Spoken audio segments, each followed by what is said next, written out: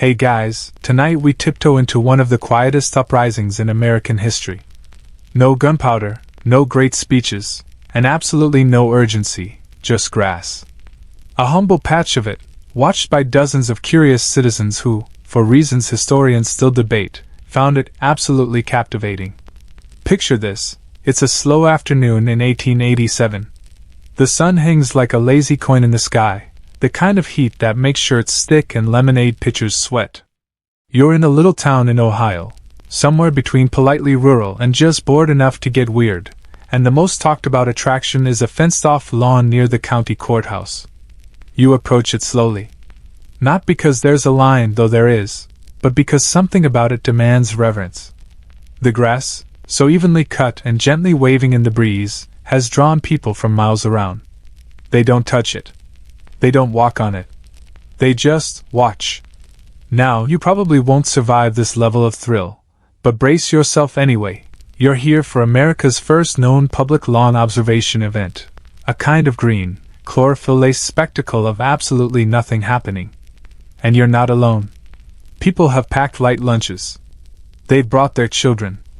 One gentleman is sketching the blades as if they might whisper back.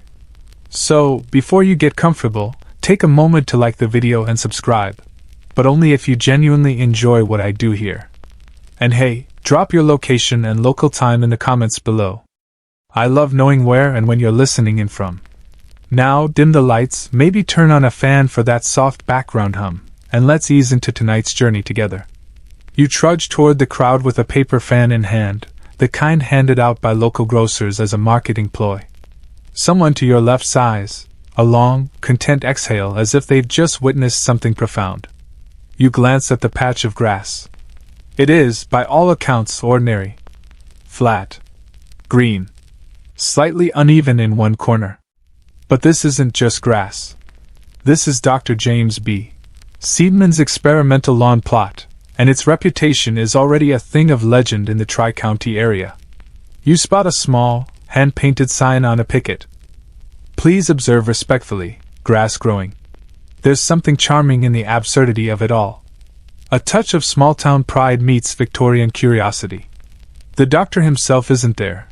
He prefers to let the grass speak for itself, he once said in a letter, but everyone's aware of his contribution. A former chemist turned amateur horticulturist, Seedman had spent 3 years perfecting the soil blend and seed mixture that resulted in this supposedly exceptional turf. What made it special? Historians still argue whether there was anything truly unique about the Seedman lawn, or if its fame was a product of clever marketing, enthusiastic local media, or sheer summertime boredom. Regardless, the effect is real. You find a spot near an elderly couple sharing a plum. They're discussing blade texture. A teenager flips through a notebook titled Comparative Grass Notes Volume 2. A dog sits silently, unusually still, perhaps sensing the gravity of the moment. Or perhaps just very, very warm. A woman beside you leans over, voice a hush. They say it grew half an inch last week. You nod solemnly. Impressive. It is the season. People are whispering. About the light angle. The potential fertilizer recipe. A rumor that someone from the Philadelphia Botanical Society might visit next Thursday. These are not loud, laughing crowds. These are hushed pilgrims before a soft green shrine. To the modern mind, it may sound unthinkably dull. But you're lulled by it. The lack of action. The absence of narrative tension.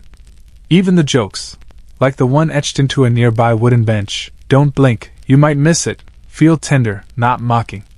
It's here you begin to understand. People didn't come to see something happen. They came for the not happening. They came to pause. One local newspaper later called it a moral exercise in collective stillness. Another simply called it a nice excuse to be outside without expectations. You stretch out on your blanket. The grass plot is maybe 20 feet across, cordoned with twine and care. Bees buzz lazily nearby, and someone offers you a mint from a tin. I like the way the wind bends it in waves, says a man to your left. Like a green ocean, says another. With no sharks, someone adds. Everyone chuckles softly. That's as rowdy as this crowd gets. And you notice something else. Time slows down here. There are no clocks, no scheduled demonstrations. Just a growing sense of serenity. A release from needing something to happen. 1 hour. 2 hours. Some people come and go. Others nap gently in the shade. And as the day ripens, the grass glows golden in the late sun. No trumpets. No fanfare. Just chlorophyll doing its quiet work. You hear a little girl whisper, "I think it got taller." And someone replies, "Maybe you did." You return the next morning, unsure whether anything has really changed or if it's just a soft pull of curiosity, and perhaps the faintest hope that today the grass will, at last, do something dramatic, like shimmer or spontaneously photosynthesize a haiku. Spoiler alert, it doesn't. But that's part of the magic. The sun creeps up over the rooftops, casting delicate gold along the brick buildings. A milk cart rumbles past, the glass bottles clinking politely. You carry a folded quilt under one arm and a tin of lemon drops in the other. Essentials, obviously. The crowd is already beginning to form. A handful of familiar faces dot the lawn's perimeter. The spectacled man with the hat from yesterday, now holding a notebook labeled Blade Count, Day 2, and the elderly couple again, this time sharing a single peach and 2 very determined stares. Near the center of attention stands a wooden crate, once used to ship seed but now serving as an unofficial podium. Upon it sits a modest placard reading, Dr. James B. Seedman, botanist, lawn architect, patience enthusiast. No one has seen Dr. Seedman for some time. Legend has it he lives just outside town, in a cottage surrounded by experimental grass of such pristine quality that it glows blue in moonlight. Others claim he's gone completely feral and speaks only in Latin botanical terms now. Historians still argue whether Dr. Seedman actually intended for his lawn to become a destination, or whether the whole affair was a whimsical accident. His original journal, long lost to mildew and misplacement, was rumored to contain entries like Experiment 14, sprinkle water clockwise. Grass appears to respond with enthusiasm. You walk slowly around the fence, taking in the gentle murmur of the gathering crowd. They're quieter in the morning. Coffee cups in hand, white hats shading faces, the occasional polite cough breaking the silence like a page turn in a slow book. You set up near the corner, where someone's brought an umbrella for shade, but no one's using it. It's the kind of gathering where carrying an umbrella is fine, but opening it would be a statement, and that's not the kind of drama anyone here wants. Someone begins softly reciting poetry, something about dew and belonging. It's unclear whether this is spontaneous or scheduled. A boy, no more than 6, has slipped under the twine and is now gently tiptoeing across the grass. You hold your breath. The boy stops in the middle, crouches, and stares. Long pause. He stands, solemn as a monk, and slowly walks back to the edge. An older man, likely his father, takes his hand and whispers something inaudible but kind. Later you overhear the boy tell someone, "It's softer than it looks." No one's angry. If anything, people seem moved. There's a hushed awe in the air, like someone just spotted a unicorn reading a newspaper. The grass, remarkably, doesn't appear disturbed. If anything, it looks even more mysterious now, like it absorbed something personal. By noon, a vendor with a lemonade stand has arrived. He's offering observation specials, meaning no ice, because the sound is too disruptive. People buy it anyway. Slowly. With exact change. You notice the crowd is slightly larger today. A few people you don't recognize have arrived, out-of-towners maybe. One woman has brought a parasol that is almost floral. She leans over and asks someone how often the grass is trimmed. Every other Wednesday, comes the answer. But only with shears. Mowers are too abrupt. Of course, she nods, reverently. The more you sit with it, the more you understand the unwritten rules here. There is a gentleness to this kind of gathering.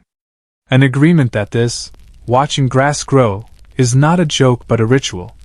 Not a spectacle but a shared pause. Someone sneezes. 3 people murmur bless you in perfect unison, as if it's choreographed.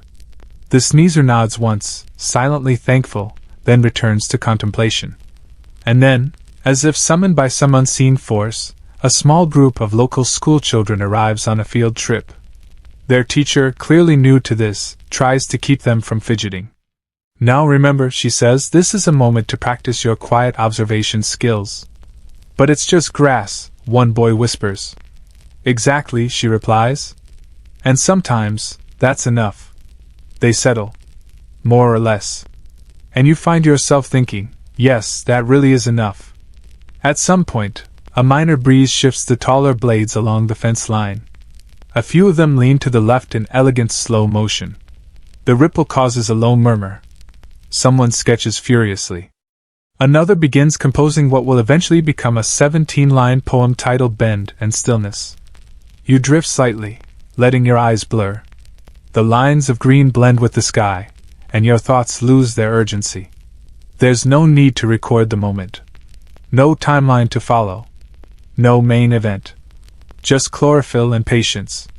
And a group of people, strangers mostly, united by their willingness to sit still and let the world breathe around them. Eventually you hear someone whisper, "It's definitely taller today." And just like that you believe them. You start coming back daily. Not because the grass changes dramatically, let's be honest, it doesn't, but because you change around it. Something about the ritual of arriving, settling your blanket, watching the sunlight dance across the blades, it rewires your pace. Slows your thoughts to something resembling clarity. Or maybe just peaceful forgetfulness. Today, the weather is particularly agreeable. Not too hot, not too breezy. The kind of mild, almost flavorless day that would bore a weatherman but delights those who specialize in patient pastimes. The lawn looks freshly misted. Dew clings to it in a way that makes it glisten like a display window full of green velvet. You overhear someone mention that it looks photogenic today, though no one actually takes a picture. It seems too vulgar, too modern. Instead, one woman quietly opens. That's when a group of men from the next town over strolls in, each wearing identical straw hats and identical expressions of gentle skepticism. So this is it, huh? It is. And what does it do? That, someone says, nodding toward the green expanse. They stand in silence. And then, surprisingly, they stay. Someone offers them lemon water. Another lends a second-hand pamphlet titled Grass, a quiet companion. Within 10 minutes, one of them is lying down with his hat tilted over his eyes, mumbling something that sounds suspiciously like, "I get it now." A new sign has appeared near the fence. Hand-painted, as always. It reads, "Please do not exhale too enthusiastically near the seedlings." Someone has scrawled underneath in pencil, "We thank you? They thank you?" It's unclear who maintains these signs. They appear overnight, as if grass itself has editorial staff. But no one questions it. It would ruin the vibe. A few benches have also been added in recent days. Simple pine slats with curved backs, etched with phrases like "linger kindly" and "sit as long as the grass is green." One bears a small plaque that reads, "Donated by the Stillwell family, in memory of lawn time well spent." You take a seat on one, noticing the way the breeze gently parts your hair. Even the breeze seems to move more slowly here, as if caught in its own contemplative loop. And that's when you spot her. She's elderly, dressed in soft lavender with a wide-brimmed hat that's more atmosphere than accessory. A shawl draped elegantly around her shoulders. She sits alone, upright, hands folded neatly over a small velvet purse. Every few minutes she lifts a small monocle, yes, a real monocle, and peers at the grass. You watch her for a while. Not out of nosiness, but because her calm is magnetic. Eventually, someone asks her gently, "What are you looking for?" She doesn't turn her head. The moment it turns from being grass to being memory. You're not entirely sure what she means. But somehow you understand. It's around this time that a soft, rhythmic sound begins from somewhere near the west fence. A man with a cello. Just lightly brushing the bow across the strings, not even playing a song, just creating texture.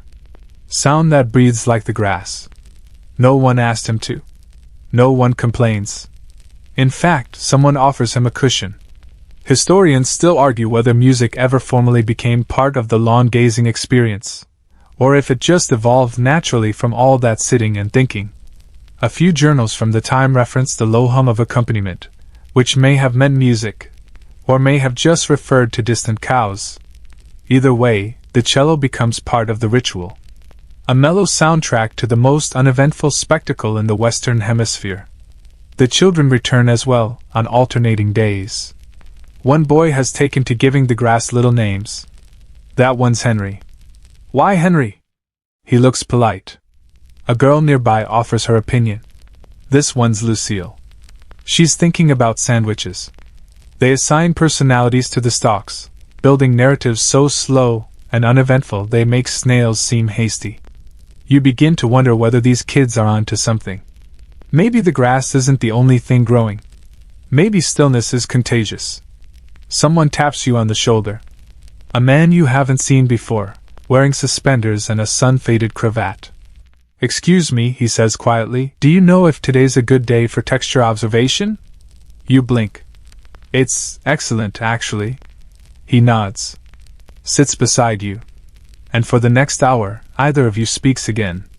Around mid-afternoon, a group of older gentlemen walks the perimeter with clipboards. Not official in any way, but they've assigned themselves the role of casual lawn counsel. Their job, and somewhere between the cello, the old woman's monocle, the polite child-naming ceremony, and the slow procession of stillness, you realize something. The grass doesn't need to do anything. It never did. It only needed to be. And in watching it be, people remember how to be too. By now, you've become something of a regular. Not quite a lawn elder, not yet part of the inner circle that quietly adjudicates bench etiquette, but familiar enough to get nods from the lemonade vendor and a wink from the cello player.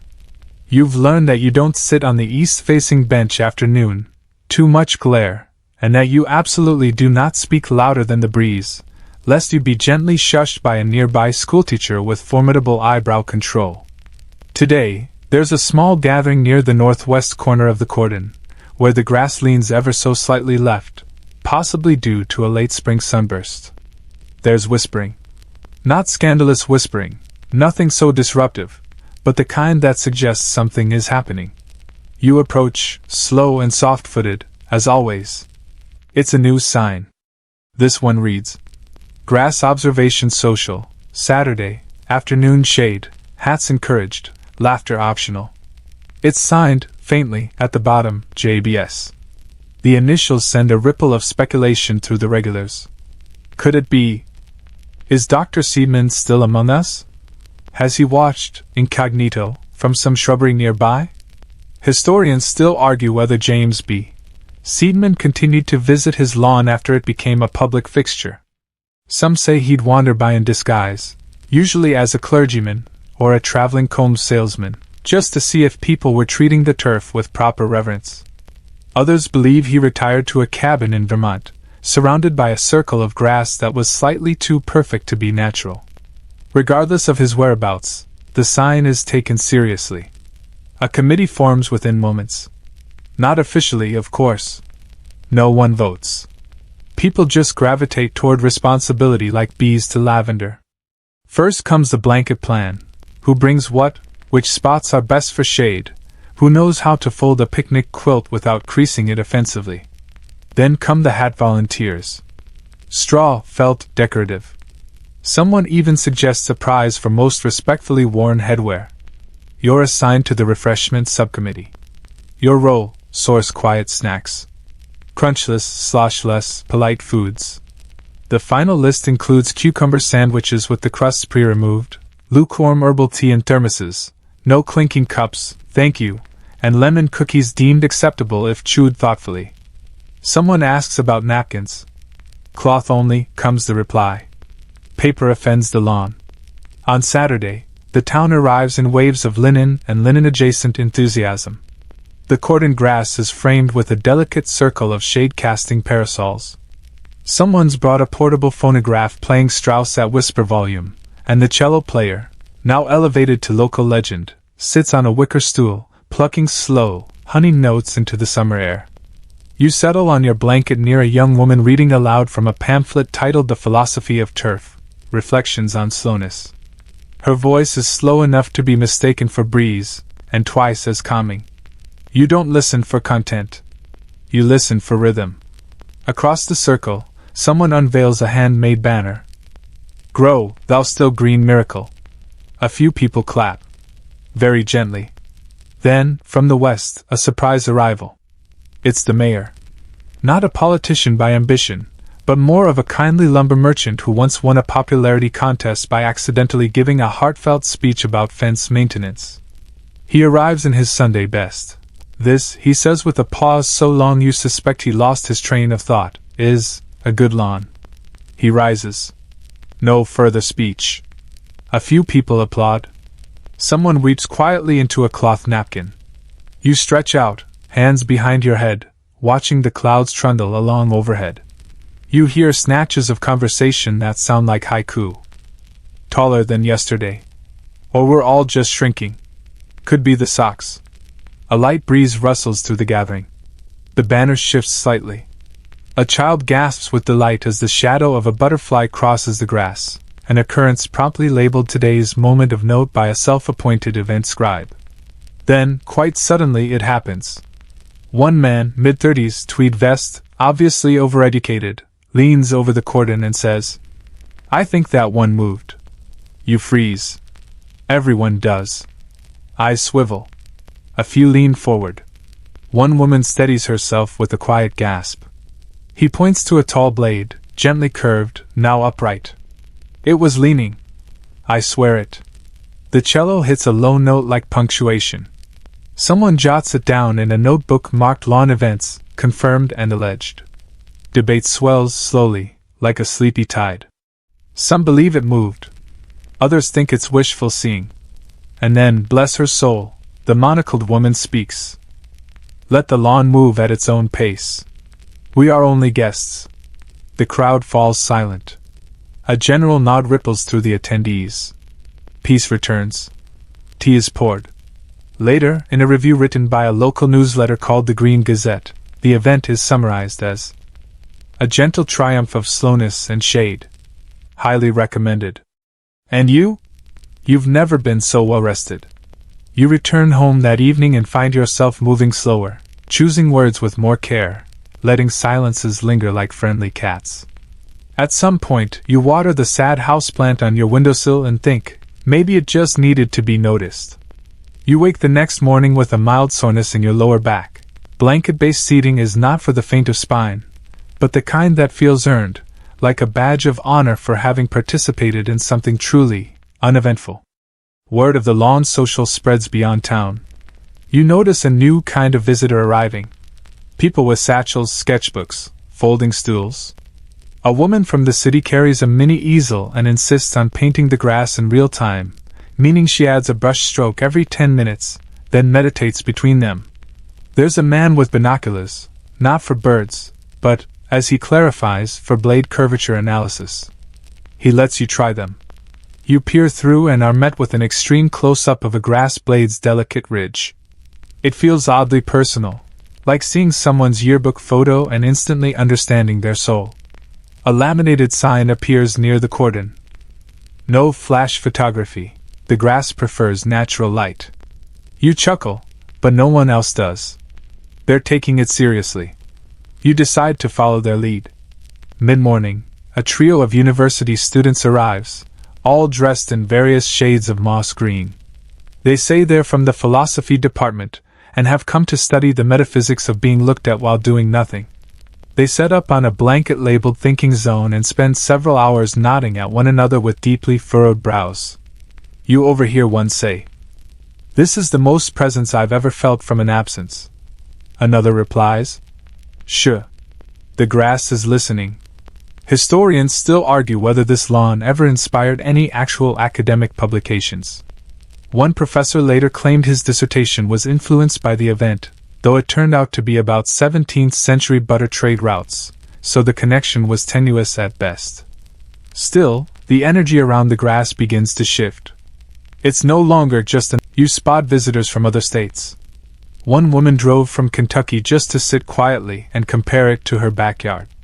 A couple from Maine sets up a dual canvas painting station, one of them painting the lawn as it is, the other painting how it feels. There's even a man in full formal wear, tuxedo, gloves, boutonniere, who sits cross-legged and reads aloud from a gardening manual as if it's sacred scripture. The text includes gems like, "To seed is to believe in tomorrow. Mow with love, not urgency. Fertilize sparingly. Let nature do the heavy lifting." You can't help but admire his dedication. Around lunchtime, a familiar voice startles the stillness. "Well, it's still here." You turn. It's Harold. Everyone has a Harold in their life. Flannel shirt, sun-beaten skin, a perpetual squint of mild suspicion. Harold used to mock this whole thing. "Y'all are sitting around doing what now? Watching grass?" He'd scoff. Roll his eyes. Tell anyone within earshot he had better things to do, like revarnishing his shed for the third time that month. And yet here he is. He shuffles up, hands in pockets, trying not to look impressed. "Didn't expect it to be so green," he mutters. You nod. "It's greener when you sit with it," you reply. Harold squints. "That's either nonsense or genius. I can't tell yet." Then he sits. And he stays. Minutes pass. Then an hour. Eventually, he's leaning back on his elbows, hat tipped forward, chewing contemplatively on a stalk of something not quite grass but not quite not grass either. "You know," he says softly, "I think I get it. It's like fishing without the fish." That gets a few chuckles. Even Harold gets it now. Not because the grass has changed, but because he has. Nearby, someone starts softly humming. A tune with no name, likely made up on the spot. It floats across the lawn like mist, not quite melody, not quite memory. You find yourself humming along, unsure where you picked it up. There's something happening here, but it's nothing you can measure. No height marks. No grand transformation. Just subtle shifts in the way people sit, breathe, and relate to one another. A boy walks by carrying a sign he made from a cereal box. It says, "Go, grass, go." Someone adds smaller text underneath. "At your own pace." You learn that a small group has started a nightly vigil. They sit around the perimeter with lanterns, drinking decaf tea and reading aloud passages from gardening memoirs. One woman knits blades of grass into bookmarks. They hold the page in the moment, she says. The local library has responded by creating a new shelf labeled Botanical Stillness, nonfiction and aspirational. Some titles include Moss and Meaning, Life Beneath the Quiet, Zen and the Art of Lawn Maintenance, Blades of Reflection, Essays on Nothing Much. You check one out, read it under a parasol, and halfway through a chapter on root systems, you doze off in your chair. When you wake up, Harold is gone, but in his place is a small note on a napkin. "Thanks. Tell it I said good job." You smile. That evening, back at home, you water your houseplant again. This time you hum that nameless tune while you do it. You fluff the leaves slightly and say, just under your breath, "Take your time." And somehow, that feels like exactly the right thing to say.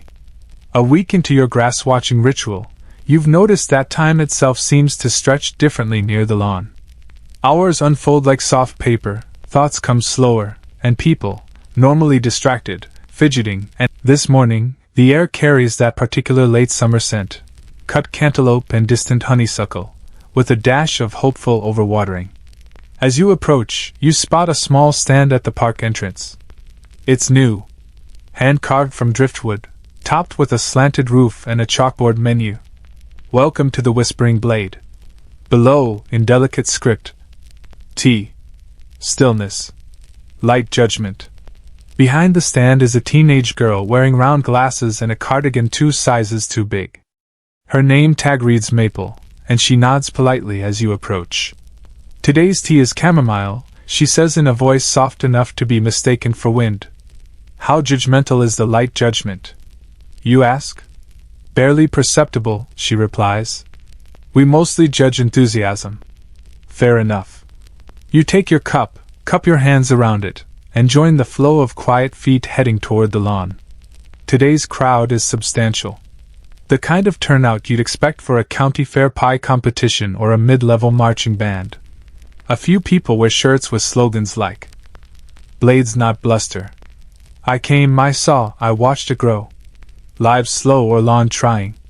You chuckle. Quietly. As is customary. There's a hum in the air, not conversation, exactly, but the auditory equivalent of warm linen. Peaceful. Breath-like. The cello player is here again, this time strumming instead of bowing. Each note lands like a sigh from a long book, closing slowly. A new bench has appeared overnight, etched with a single word. Again. No one knows who adds these things. The benches. The signs. The occasional new border of smooth river stones. They just appear, like dew, always aligned with the mood. Someone calls them the lawn elves. Someone else prefers the greenkeepers. One child calls them the sod squad. Whichever name you prefer, they work quietly and with impeccable taste. You settle into your usual spot. The grass seems particularly upright today, almost proud. Not stiff, just aware of its audience. A man in a linen suit nearby begins narrating the blade's character arcs to his sleepy dog. "This one used to be shy," he whispers, pointing at a blade that honestly looks quite confident. "But then he learned to lean without shame." The dog blinks once and sighs. Probably agrees. A teenager in earbuds wanders over. He stands awkwardly, glances around, then kneels by the fence. You expect him to scroll on his phone, but instead, he pulls out a pencil and starts sketching, not the lawn, but the people watching it. Bold move. After 20 minutes, he shows his notebook to a stranger sitting nearby. The page shows a delicate line drawing of the crowd, faces relaxed, hats tilted just so, teacups cradled like baby birds. "That's beautiful," says the stranger. "Thanks," the teen shrugs. "Didn't expect to like it here." Neither did most people, at first. You sip your tea. A lemony breeze crosses the field.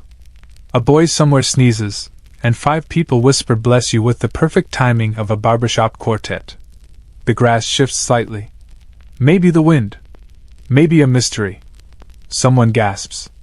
And then, something truly rare occurs. A blade breaks. Right there, near the front row of the western edge, a single blade, tall, dignified, weathered, topples gently to the side, folding into the earth like a tired traveler. The moment is electric. In a non-electric sort of way. People lean in. Not to fix it, not to intervene, just to witness. "It lived a good life," someone whispers. "A full inch and a half," murmurs another. "We'll remember it in shade and dew." Someone gently lays a flower petal near the spot. Others nod solemnly. Then they turn their attention back to the rest of the lawn, as if to say, "Carry on. We are still with you." Historians still argue whether the falling of the blade You glance at the grass again. It continues growing, oblivious to your reverence. And somehow, that's perfect. Beside you, a woman with a sun hat and a book of pressed flowers is murmuring something to her companion. "It's like church, but with better seating," she says. "And fewer opinions," he adds. It's nearing midday now. A distant bell chimes from the schoolhouse, and a few kids on a field trip pass by the fence. One presses her nose to the wooden post and whispers, "Good job, grass." She skips off. Her friend leaves a crayon drawing of the lawn near a pebble. Later, the whispering blade stand runs out of tea, so Maple switches to chilled cucumber water, served in thimble-sized paper cones that somehow seem both insufficient and exactly right. She raises her hands, miming a tiny cheer, and the crowd responds with 10-finger jazz hands, the official lawn-approved signal of celebration. You take a walk around the perimeter. The familiar faces are there, the monocled woman, the combed-hair philosopher trio, Harold in a lawn chair that definitely wasn't regulation, but there are also new ones. Tourists. Wanderers. Drifters from noisy places. And each of them, eventually, settles. No one asks, "What's the point?" Because here, the point is the pause.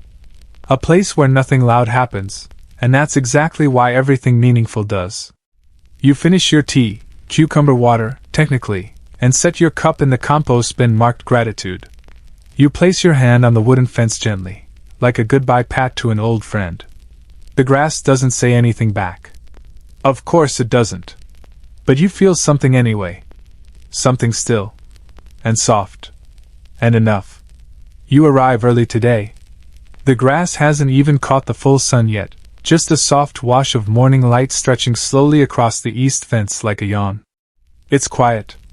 Quieter than usual, even for this place. The cello player hasn't arrived yet. Neither has Maple and her whimsical tea stand. But the lawn is there. Steady. Awake before you, as always. There's dew on every blade, turning the whole patch into a sparkling carpet that looks suspiciously magical. Like if you stared long enough, something might rise out of it wearing a crown of daisies and speaking in riddles. You take your seat on the newest bench, the one engraved with "Let it be small," and let yourself melt a little into the wood. You feel like you've stumbled into the beginning of something, even though nothing, by definition, is beginning here. It's around this time that someone new shows up. Not just new to the lawn, but new to everything. A child, probably 3 years old. He's holding the hand of an adult who's clearly explaining the rules. We don't run. We don't shout. And we definitely don't pluck. The child listens, or at least absorbs. And then he spots it, the grass.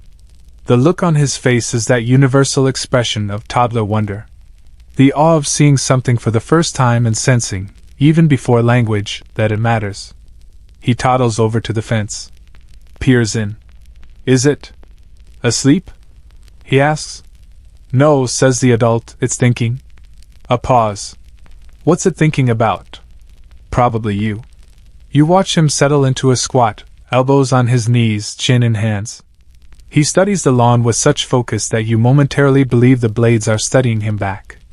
He stays like that for 10 solid minutes, which in toddler time is basically a doctoral residency. Eventually, he whispers, "It's a very good green." Yes. Yes, it is. People begin to arrive in gentle waves. An elderly man in a hand-knit vest. You've become one of the lawn's unspoken guides now, one of the quiet elders.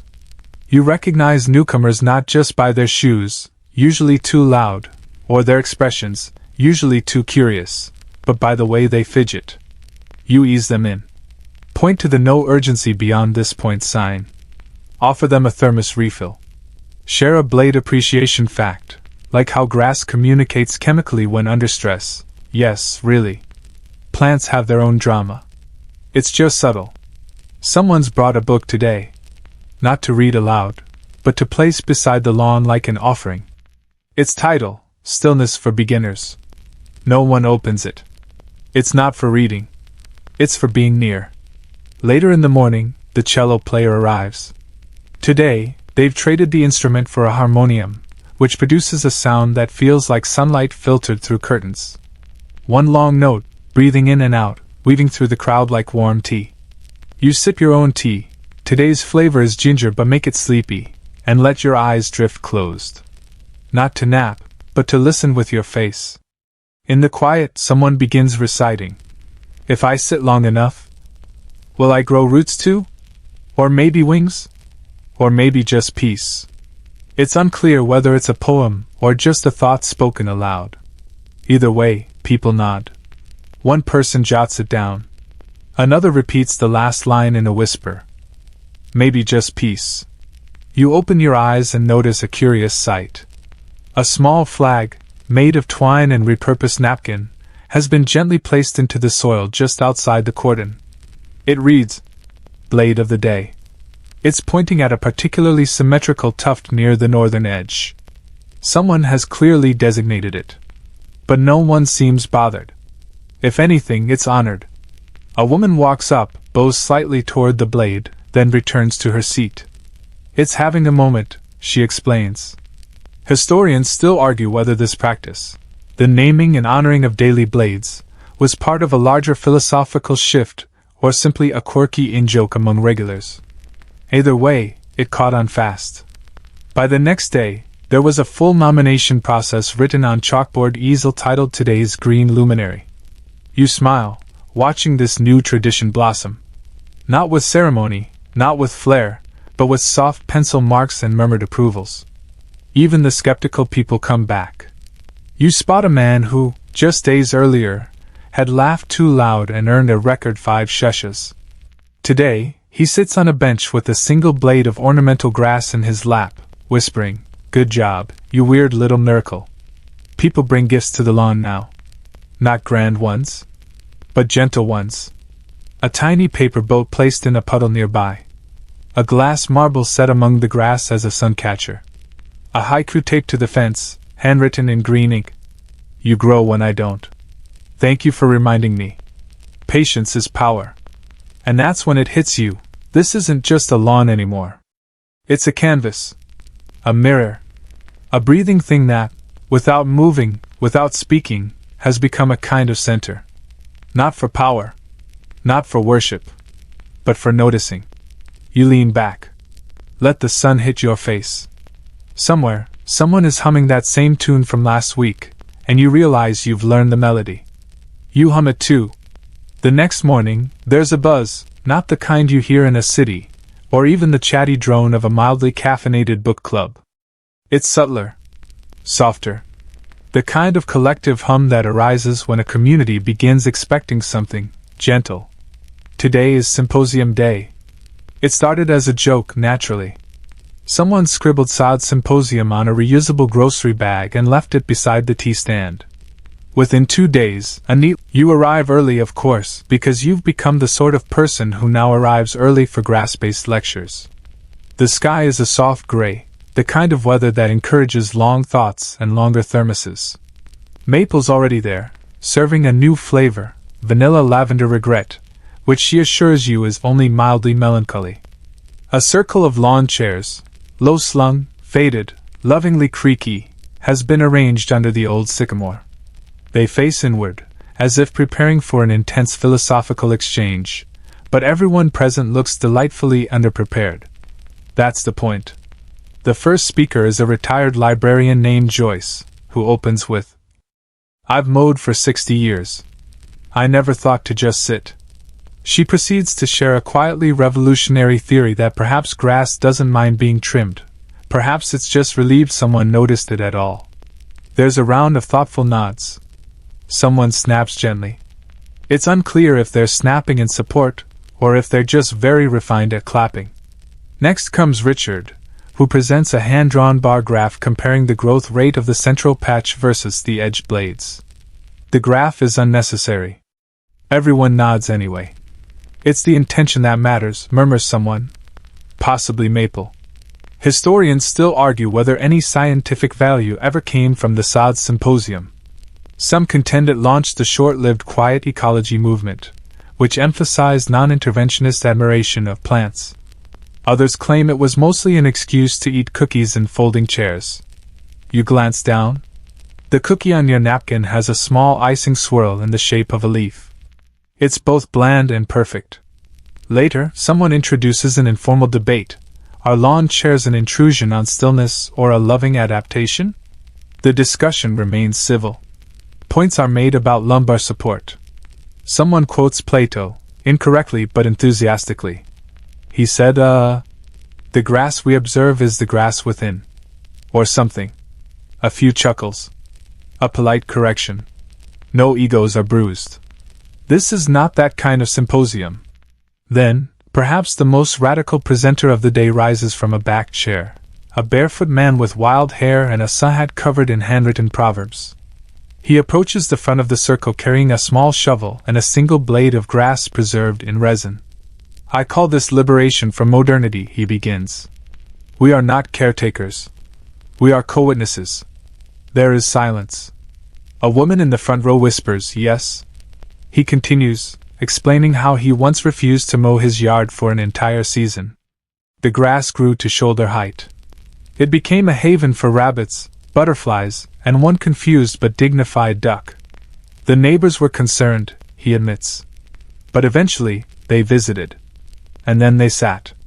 And then they stayed. Someone gently taps a triangle. It's not clear what that signals, but it feels right. The barefoot man bows. After a short break, silent stretching encouraged, the crowd moves into breakout discussion pods. One is titled "Whispering to Your Lawn, Technique or Folly?" Another, the existential dilemma of dandelions. You join the pod on dandelions. The general consensus is that they're misunderstood. Villainized for thriving where they weren't invited. Celebrated for surviving anyway. A woman named Ruth offers. They're like the jazz musicians of the lawn world. Improvisational. Misread. Deeply yellow. Someone murmurs, "That's a haiku," and writes it down. At one point, you glance across the field and see the toddler from earlier. He's holding a blade of grass and narrating to it in great detail the plot of The Very Hungry Caterpillar. The blade doesn't respond, but seems, as ever, deeply receptive. Mid-afternoon, a sudden breeze stirs the whole lawn at once. All the blades lean westward for just a second, like they're nodding in agreement with some invisible speaker. The entire circle pauses. Watches. No one says a word. This, everyone agrees silently, was the highlight of the symposium. As the day winds down, Maple hands out bookmarks. Each one is blank, except for a single quote. You're allowed to grow slowly. The quote is unattributed, as if the grass itself said it. You tuck it into your jacket pocket, right next to your folding map of the lawn, which, for the record, has no roads, only vibes. On your way home, you pass the suggestion box someone installed near the gate. A sticky note peeks from the top. It reads, "Next time, roundtable on moss." You smile. Of course moss would be next. At home, you find yourself folding a paper crane out of a seed packet and placing it on your windowsill. Your houseplant seems to nod at you approvingly. You whisper, "Good growth today." Then, just before bed, you pause by your bookshelf. You pull out Stillness for Beginners and flip to a page at random. It reads, "Be like the grass. Rooted without hurry. Stretched without shouting. Present without proof." You close the book slowly, as if the page needs time to settle. And you realize that in a world spinning ever faster, sometimes the most radical thing you can do is sit. And stare. And stay. You wake the next morning already knowing where you'll go. Not out of habit, exactly, more like gentle compulsion. The kind that leads you to make tea before your eyes are fully open or to hum a tune you didn't know you remembered.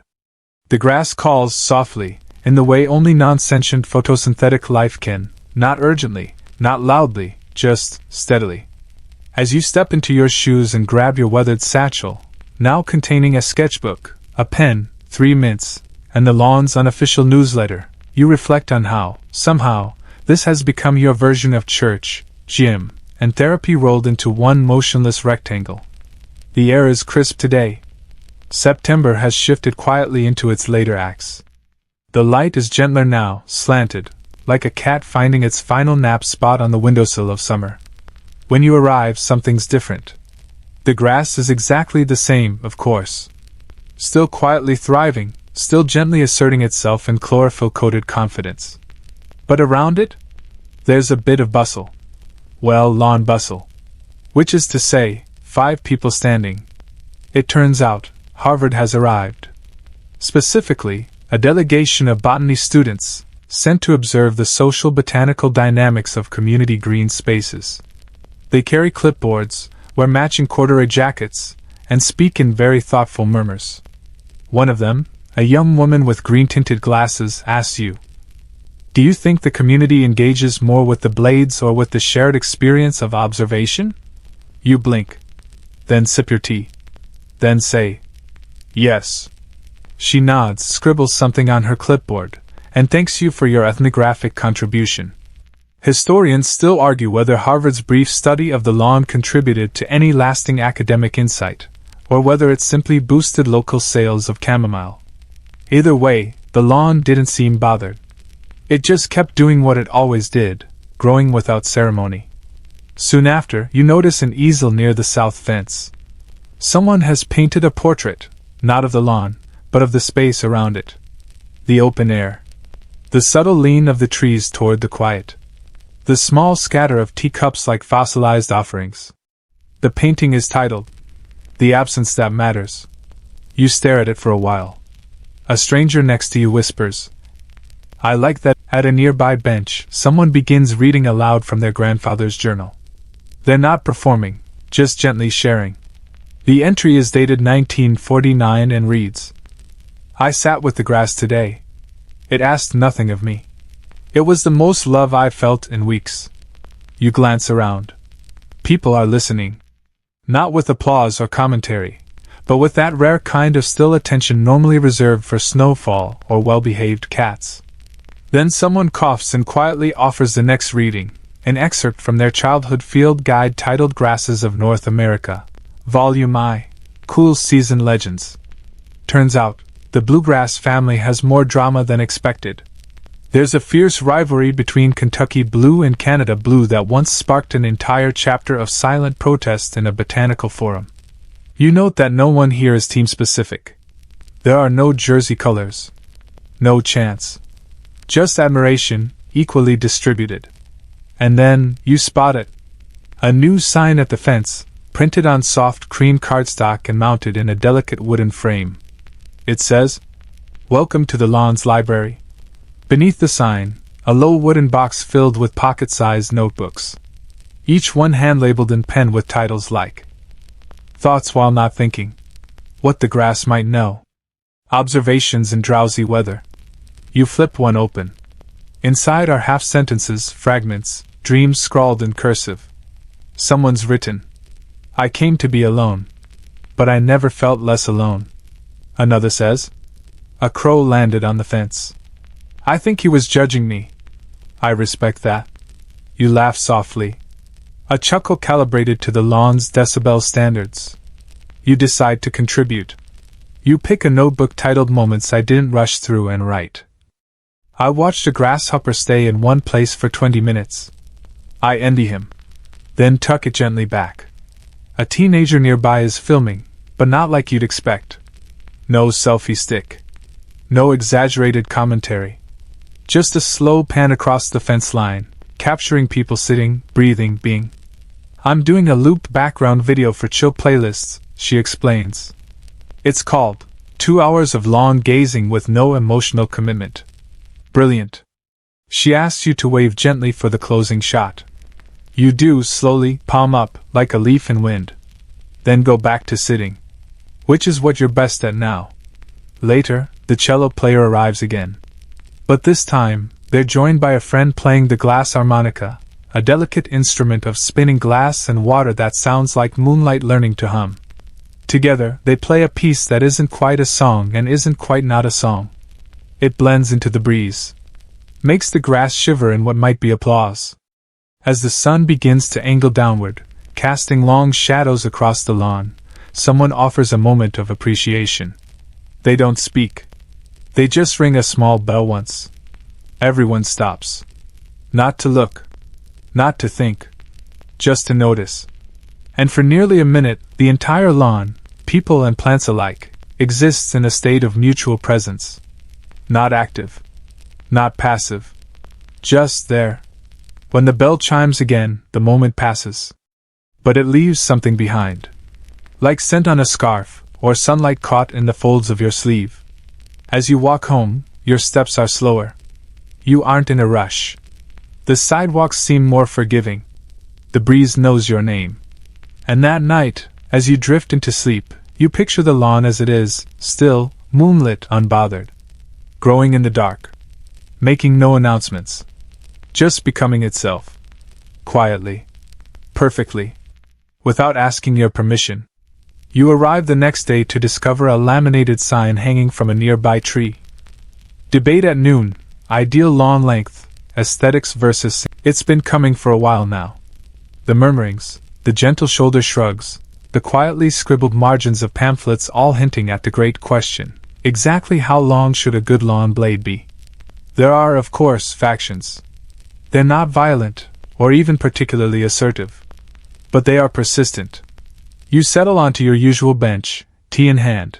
Today's blend is Clover Dream with a hint of honeyed skepticism, and scan the scene. Chairs are set up in a semicircle, arranged in order of height preference, from shortest cut enthusiasts on the left to the pro-lankiness league on the right. In the center sits Agnes. She is as serene as a tortoise and twice as wise. Her shoes are orthopedic, her glasses are triangular, and her cardigan is hand-embroidered with various shades of green labeled in cursive: fern, sage, mossy, and charmingly ambitious. She rings her tea bell, a quiet, ceremonial sound. Today's debate, she begins, will uphold the lawn code of 1887, no shouting, no rushing, no herbicide-based insults. A polite chuckle ripples through the crowd. First to speak is Milton, a retired civil engineer who once designed drainage systems, but now devotes himself to weekly blade observations. He unfurls a laminated chart and begins his case. A trim height of 2.5 inches, he declares, balances photosynthetic efficiency with a pleasing uniformity that soothes the anxious soul. He pauses dramatically. The crowd nods. One woman claps silently by wiggling her fingers. Then comes Dahlia, local artist and proud spokesperson for the Let It Grow contingent. She wears a flowing scarf made from repurposed grass clippings and has a calming voice that makes everything sound like it should be recited over spa music. A longer blade, she offers, honors the natural arc of the earth's whisper. Uniformity is a fence we build inside ourselves. Someone gasps. Historians still argue whether Dahlia's speech marked the beginning of the tall grass movement, or whether it was simply an unusually poetic Tuesday. Either way, pamphlets soon followed, titled Blades with Boundaries and Let Your Lawn Be Long. The discussion continues. A woman named Franny reads a haiku. Blades above my knee catch moonlight like silver threads. Who dares bring the shears? The haiku is met with a single tissue held aloft, the local sign of emotional resonance. Then there's Carl.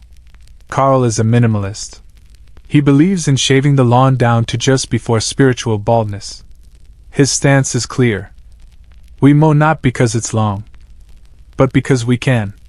The silence after is dense. Not hostile, but heavily introspective. Agnes sips her tea. Then responds, "And what would the lawn say?" Carl blinks. Opens his mouth. Closes it. Point taken, he says. The debate ends without resolution, naturally. There's a final vote, conducted via pebble placement, but the results are inconclusive. Most people deposit their pebble in a pile labeled moderate with occasional waviness. A sign is erected nearby. Lawn length preference, a spectrum, not a verdict. Later that day, you walk the perimeter path with Maple, who's taken her tea stand mobile with a vintage wagon and 2 thermoses strapped to a belt. Did you always care about grass? You ask her. No, she says. I used to walk past it. Now I walk with it. She hands you a cookie, almond lavender, slightly overbaked, and together you stand silently by the eastern edge. You glance down at the blades there. Some shorter, some longer. One with a slight lean like it's been eavesdropping on the conversation.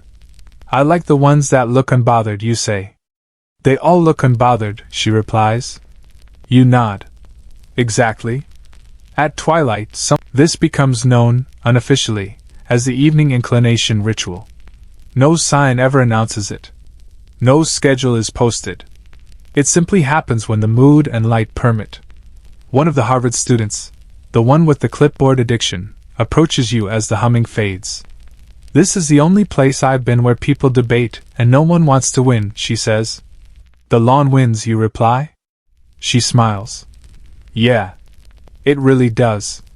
She leaves you with a copy of her field notes, which include detailed observations like average silence duration, 8.6 minutes, expected, 3.2. Number of meaningful glances exchanged, statistically notable. Subjective happiness index rises near patch labeled blade of the day. You add it to your slowly growing archive, a folder full of clippings, drawings, scribbles, and pressed petals. A personal testament to a place where growth is never rushed and beauty never announced. That night, you sit outside your own modest patch of lawn. It's not the famous one. It's uneven. A little brown at the edges. Probably due for some compost. But you look at it differently now. You lean in.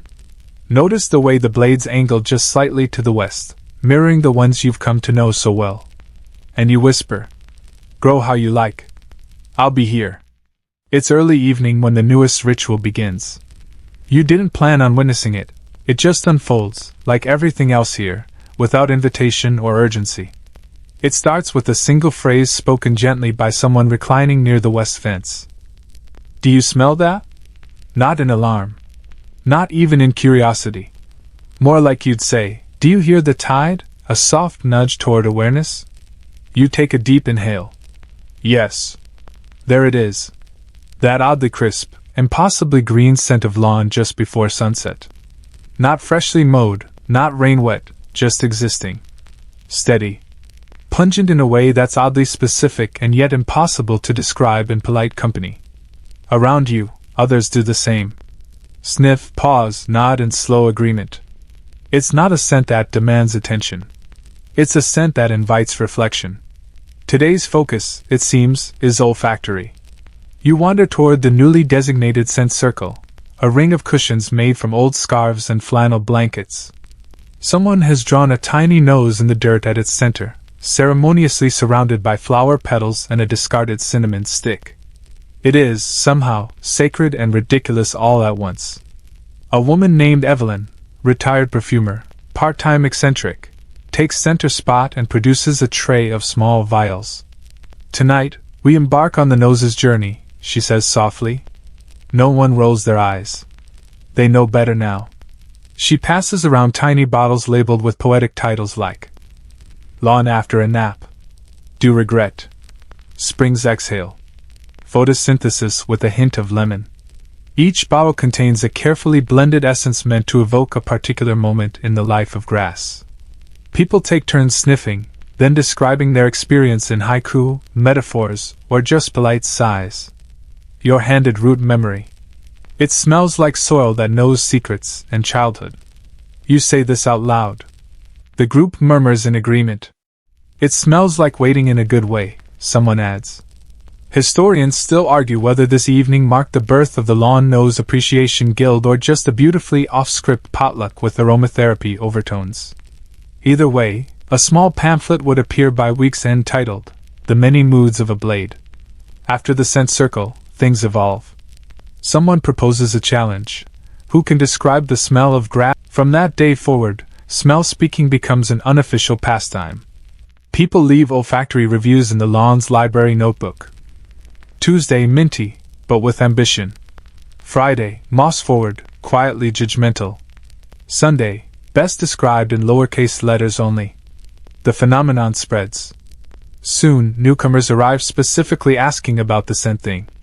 Some expect candles. Others bring their own herbs.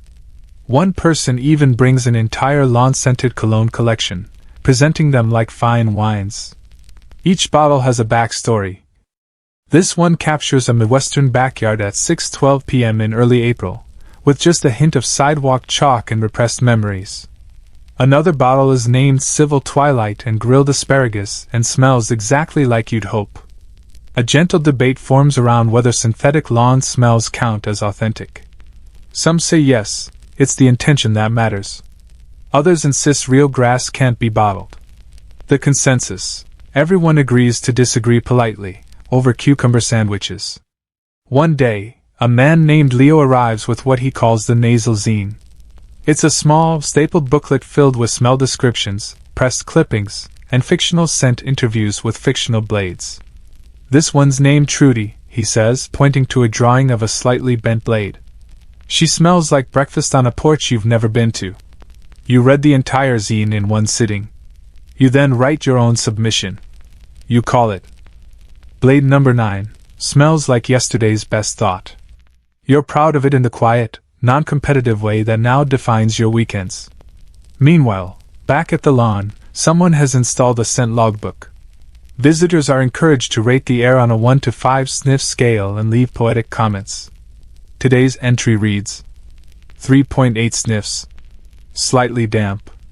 Smells like a dog that went to finishing school. You give it a 4.2, strong floral undertones with a gentle earth finish. The olfactory obsession catches the attention of a local museum, which hosts a temporary exhibit called Scent of a Landscape. It features jars of lawn clippings at various decomposition stages and interactive sniffing panels. You attend the opening night. It's the quietest museum reception you've ever witnessed, just 40 people gently sniffing in solemn reverence. You return to the lawn later that night. The moon is up. The breeze is light. The grass gives off the faintest whisper of sun-warmed memory. You close your eyes. Breathe in. It's not floral. Not fresh. Not nostalgic. It just is. You think to yourself, maybe that's what real peace smells like. Not dramatic. Not overwhelming. Just subtle, steady presence. You lie back. Let your nose do the thinking. And before long, you're dreaming of blade-shaped clouds and fragrant afternoons. You're barely 2 steps onto the lawn the next day when you sense it. A shift. Not in the wind, not in the height of the grass, but in the energy. The subtle, vibrating hush of anticipation. And then you see it. A small hand-painted sign leaning casually on a picnic basket. Lawnside courtship, silent glances and shared thermoses welcome. Of course. It was only a matter of time. For weeks now, you've witnessed the wordless choreography of lawn-goers. The way someone places their blanket just a little too close to someone else's. The extra honey stirred into tea when certain visitors are around. The long, comfortable silences that stretch between lawn chairs like invisible string. Today, it's official. Lawn romance, if you can even call it that, has entered the chat. You claim your usual spot under the birch and sip from a travel mug labeled grass. 2 figures sit across from each other on adjacent blankets. They're both staring at the same patch of clover with the kind of focus usually reserved for Renaissance paintings or extremely confusing IKEA instructions. Occasionally, they exchange glances. Then return to their clover. This goes on for 20 minutes. Nearby, a small group sits in a semicircle, playing a wordless game that involves passing a pinecone clockwise every time someone blinks at another person for longer than 3 seconds. It is weird. It is gentle. It is glorious. A whispering voice behind you explains. It's called slow flirting. You nod. Of course it is. Then comes the reading portion of the event. A rotating mic stand is set up in front of the tea stand, affectionately referred to now as Maple's Mugs and Mugging, where hopeful lawn poets recite their contributions to the day's theme, courtship among the blades. The first poem is only 4 words. You. Me. Blanket. Dandelions. Applause is expressed with tiny tambourines someone distributed earlier. No one knows who brought them. They simply appeared. The next speaker is a man in suspenders who reads what sounds like a love letter but turns out to be addressed to a particularly symmetrical tuft of grass near the fence. You bend so evenly. Who taught you restraint? You are the green punctuation at the end of my loneliness. He bows. Someone throws a lavender sprig. Historians still argue whether this lawnside romanticism was sincere expression or elaborate social satire. But to those who attended, it didn't really matter. It was real in the way anything becomes real when repeated softly enough. A new couple, recent lawn converts, arrive with matching sketchpads. They sit side by side but draw entirely different scenes. When asked why, they say, "We like seeing what the other missed." Later, someone suggests a 3-glance dating system. It works like this. 1 glance equals intrigued. 2 glances equals aligned grass philosophies. 3 glances equals you both brought snacks. You test it out. Glance once at a nearby stranger reading The Quiet Art of Lawn Picnics. They glance back. You smile. They smile. And that's it. No need for more. The magic's in the maybe. Maple, ever the romantic, rolls out a new tea blend, Nervous Butterfly, a mix of lemon balm, rose petals, and a barely legal amount of chamomile.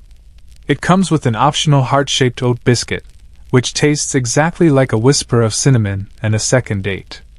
Mid-afternoon brings the blanket games. You join one titled Blade or Fade, where each person takes turns describing their ideal romantic moment using only lawn metaphors.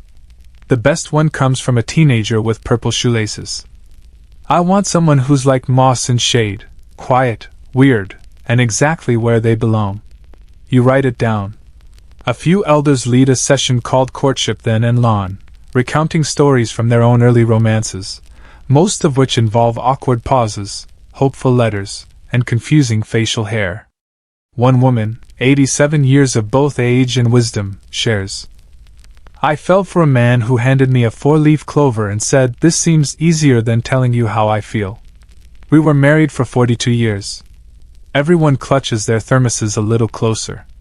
As the sun begins to lower, you notice two figures inching closer on a shared bench. They aren't speaking. One offers the other a half of their scone. The other accepts. It's the most romantic thing you've seen all month. That evening, someone sets out small lanterns shaped like daisies. They light up one by one as the dusk drapes itself across the lawn. And then, as if on cue, the cello begins. But tonight, the cellist is joined by a second musician, this time, a harmonica. You lie back, hands folded behind your head, watching stars begin their usual slow shuffle across the sky. Just before you close your eyes, you hear it. Do you come here often? It's whispered from one patch of grass to another. Or maybe from one person to someone who finally looked back. You smile. And breathe. And wonder if you'll ever fall in love with a person the way you've fallen in love with this patch of earth that asks nothing but patience, presence, and maybe a slightly poetic way of making eye contact. By now, you've become a bit of a fixture. People greet you not by name but with nods, hand-pressed teas, and the occasional silent offering of a cushion just slightly warmer than it should be, as though it was pre-warmed by someone thinking kind thoughts. Today, though, something feels different. The lawn has grown, both literally and figuratively. You can tell because there's a quiet thrill rippling through the tea line. And then you see it. A woman named Constance, known locally for her strong opinions on both breezes and blanket fibers, has arrived with a contraption so exciting it temporarily steals attention from the grass itself. It's a lawn chair. But not just any chair. This one is collapsible, floral patterned, with a side pocket that holds an entire copy of Field Notes, for the ambiguously enthusiastic botanist. It has armrests. It reclines. One attendee whispers, it has lumbar support, as if announcing a royal birth. Within minutes, 3 more chairs appear. Then 5. Then 12. Welcome, dear listener, to the dawn of the lawn chair era. You claim one, reluctantly at first. You've grown accustomed to low blankets and drowsy grass impressions. But then the chair accepts you. Gently. Confidently. Like a hammock made a pact with your spine. Suddenly the view is elevated. You see the lawn from a new vantage point, noticing small groupings, conversations, the choreography of communal stillness. Someone nearby murmurs, "It's like watching a ballet of people pretending not to do anything." You nod. Elevated perspective indeed. Of course, with innovation comes debate. A small sign appears on the east fence. Today's circle of civility. Are lawn chairs a disruption or evolution? Chaired, pun intended, by no less than Harold, a retired philosophy teacher with a 4-step beard and 2-toned shoelaces. He poses the central question. Do lawn chairs elevate the experience, or create barriers between us and the humble earth? Maple raises her hand. What if the chair is the earth, but with cup holders? Gasps. Applause. One person weeps silently into a travel mug. Historians still argue whether the chair debate fractured the lawn community, or simply gave everyone something to gossip about for a few sunrises. Regardless, etiquette evolves. Soon, a new system emerges. Reclined? You're in observation mode, no questions asked. Upright, legs crossed?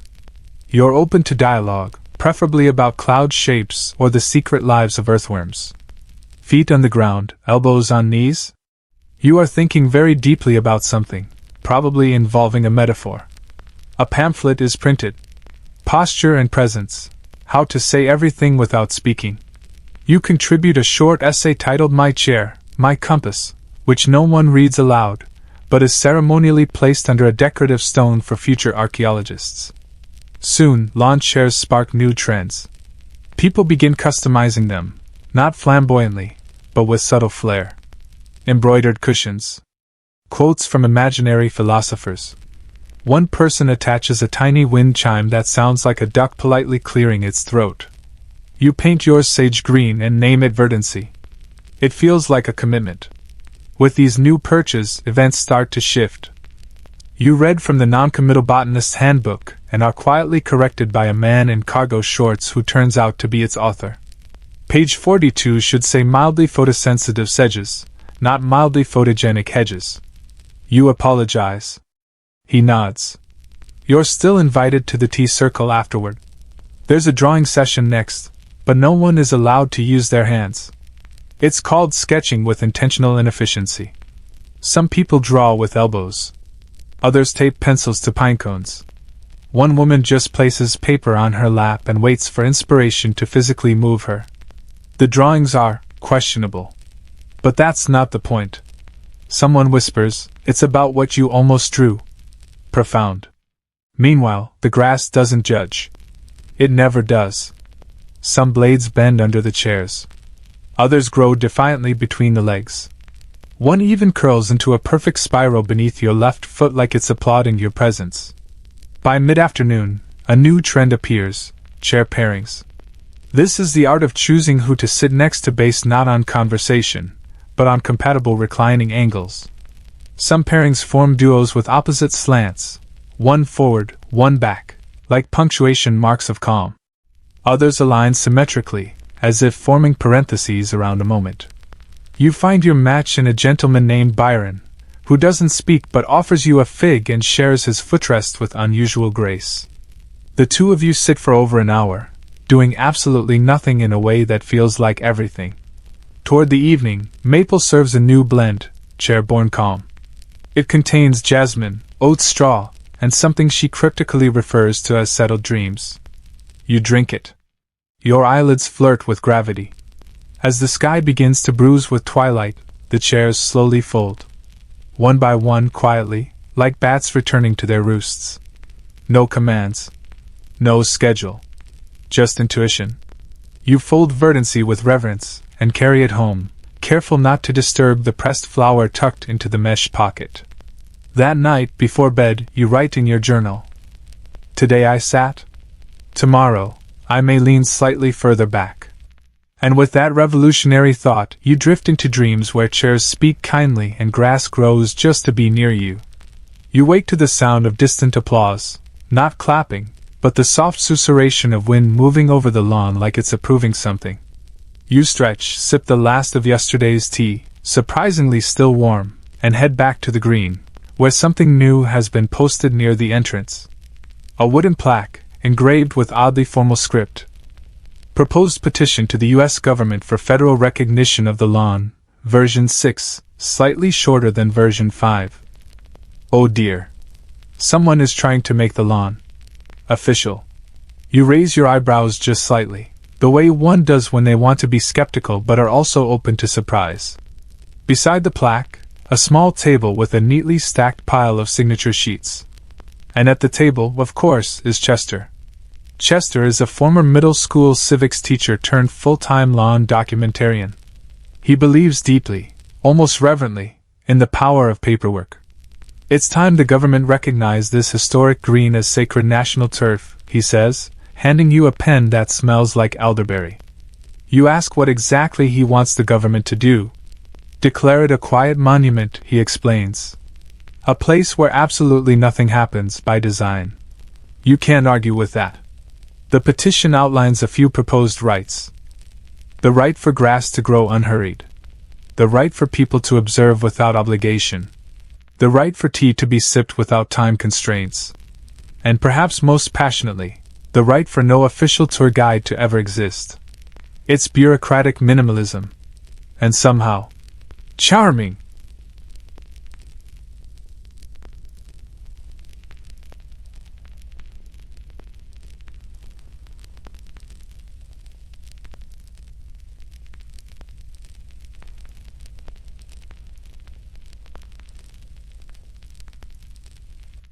You sign it, of course, using a signature that hasn't changed since 6th grade, except now you loop the Y in a way that feels like gentle rebellion.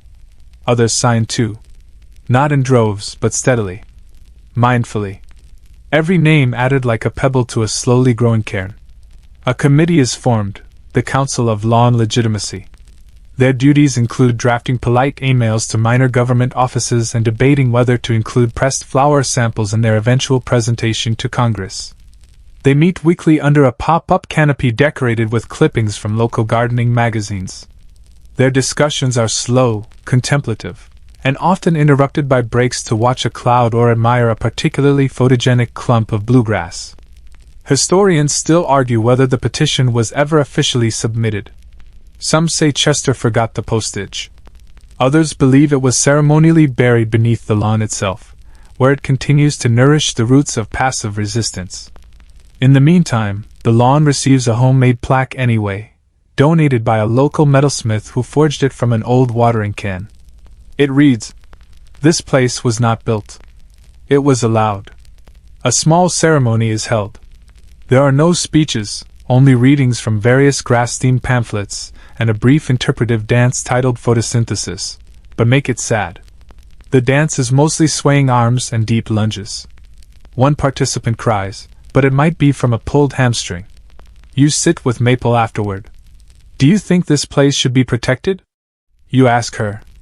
"Maybe," she says, pouring you a cup of her latest brew, Loose Grass and Lucid Dreams. "But I think its magic is that it's never needed permission." A fair point. Still, the idea of federally recognized stillness tickles something in your soul.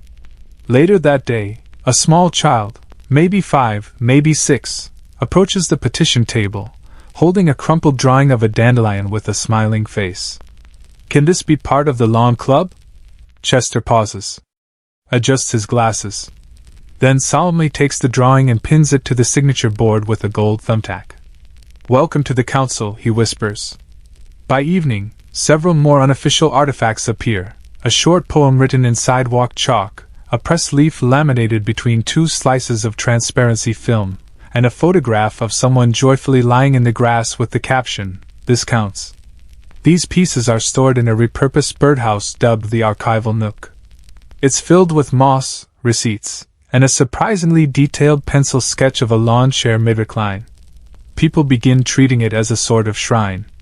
Quiet offerings appear overnight: a half-used packet of wildflower seeds, a broken shoelace with sentimental energy, a tiny notebook labeled "Things I Meant to Say But Didn't." You contribute a blade of grass you've kept in your wallet for 3 weeks, pressed gently between 2 expired library cards. It feels like closing a very soft chapter. That night, someone sets up a projector and screens old footage of other parks. Slow, grainy images of benches, duck ponds, people tossing bread and caution to the wind. There's no audio, just the ambient lawn sounds, the chirp of an unseen bird, the fizz of a distant soda can opening, the occasional leaf falling like a reluctant confession. You recline in verdancy and watch. And in that moment, the idea of official doesn't matter. What matters is this: that a patch of grass, when left alone, can become a theater, a chapel, a diary, a monument to noticing. And you, lucky listener, are part of its unrecorded history. It begins with a sneeze. Not yours. Someone else's. Sharp, unexpected, echoing like a tambourine dropped in a cathedral. Then a second. Then a third. The lawn has entered allergy season. You didn't think it could happen. Not here. Not in this sacred sanctuary of calm and chamomile. But even serenity produces pollen, and the gentle stirrings of spring have escalated into full-scale nasal rebellion. Around you, people sniffle with dignity. No one complains. They simply dab at their noses with embroidered handkerchiefs and murmur things like, "Ah, the grass is lively today." The lawn has not lost its charm. It has simply become more animated. At the tea stand, Maple has pivoted accordingly. Today's offering is Sneeze and Desist, a surprisingly tasty blend of nettle, peppermint, and the subtle defiance of someone who's read 1,000 WebMD pages and decided to follow none of them. It's not a cure, she tells you, pouring from a thermos shaped like a beehive. But it's a treaty. You accept the cup with gratitude and a tissue from the communal tin marked emergency nostril comfort. Even the debates shift. Where once lawn length and chair philosophy ruled, Now the conversation turns to the ethics of sneezing in shared silence.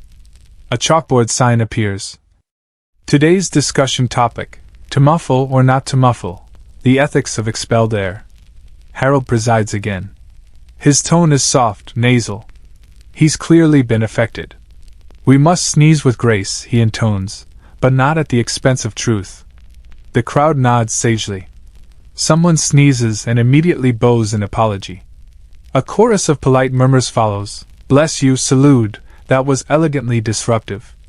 Historians still argue whether this moment marked the birth of sneeze etiquette studies or just a really thoughtful afternoon in May. Either way, pamphlets begin circulating with titles like The Aesthetics of Allergy, Pollen and Politeness, a Field Guide, Sniffles, a Shared Human Hum. You contribute a short essay called My Sinuses, My Symphony. It's printed on speckled paper and accompanied by a faint sketch of your nose. Artfully abstract, of course. To adapt, people get creative.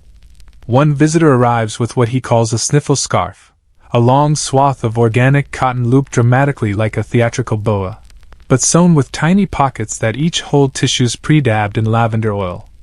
Another invents the sneeze signal fan, a folding fan with one side red, incoming sneeze, and the other green, safe to resume conversation. It's absurdly polite. And of course, a fashion trend emerges: allergy brooches. Tiny pins shaped like daisies, dandelions, and microscopic pollen particles. A way to say yes, I too am suffering, elegantly. One afternoon, a choir assembles. Not a traditional one. This group performs the 5 Sneezes of Spring, an interpretive piece where each member sneezes on cue, followed by hums and tissue rustling. It is, somehow, moving. You find yourself dabbing at your eyes, whether from emotion or airborne irritants, you're not sure. Even the grass seems to respond. It leans subtly inward, almost as if listening to the coughing cadences and sniffling rhythms. The blades glisten with dew, or maybe it's sympathy. A small child asks, "Do flowers sneeze?" And no one dares answer. Instead, Chester begins documenting the phenomenon. His journal entries are labeled: Day 1, gentle gusts and awkward honks. Day 4, a symphony in C major, for congestion. Day 8, 3 sneezes, 1 enlightenment. On day 9, he creates the tissue tree, an art installation made of bundled tissues tied with twine, each one containing a handwritten message like "May your nose bloom freely" or even "Discomfort is seasonal." People begin adding their own. You contribute one that simply says, "This, too, shall pass, through your sinuses." It becomes a bit of a destination. People walk by, sniff, and tie on their offerings. Some even bring dried leaves to press between tissue folds, as if crafting allergy talismans. And then, a particularly windy Thursday sends golden clouds sweeping through the lawn, coating shoes, blankets, and the tops of thermoses with a fine, shimmering dust. "We've been gilded," someone whispers, brushing off their sandwich. Maple sets up an emergency pollen spa with chilled eye cloths, mint oil, and softly played flute music. The waiting list is 3 people deep by mid-afternoon. You join in. You lie back, eyes closed, a damp cloth across your forehead, and listen as someone recites pollen facts with all the drama of a Shakespearean soliloquy. Pollen grains are male microgametophytes. They carry sperm cells. Which means, my dear friends, we are bathed in plant flirting. The crowd gasps in admiration. Historians still argue, the speaker continues, whether pollen season once inspired 18th century powdered wig design. Whether true or not, it feels real enough. Back on your blanket, you notice the lawn itself doesn't seem bothered by the chaos. It simply continues. Growing. Breathing.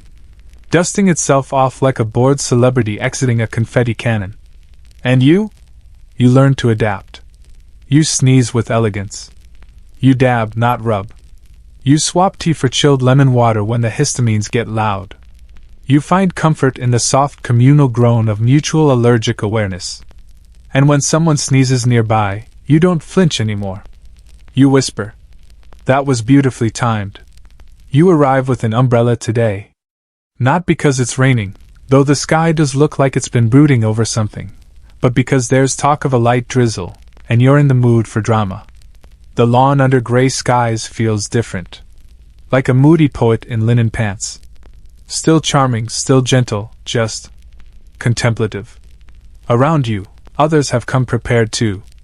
Umbrellas and muted florals, ponchos and dignified neutrals, even one full-on oilskin cloak that makes its wearer look like a sea captain on sabbatical. It's not so much a rainy day as it is an emotional mist. Maple has anticipated the weather, of course. Her stand now offers moss fog tea, a greenish blend that tastes like melted introspection with a whisper of time.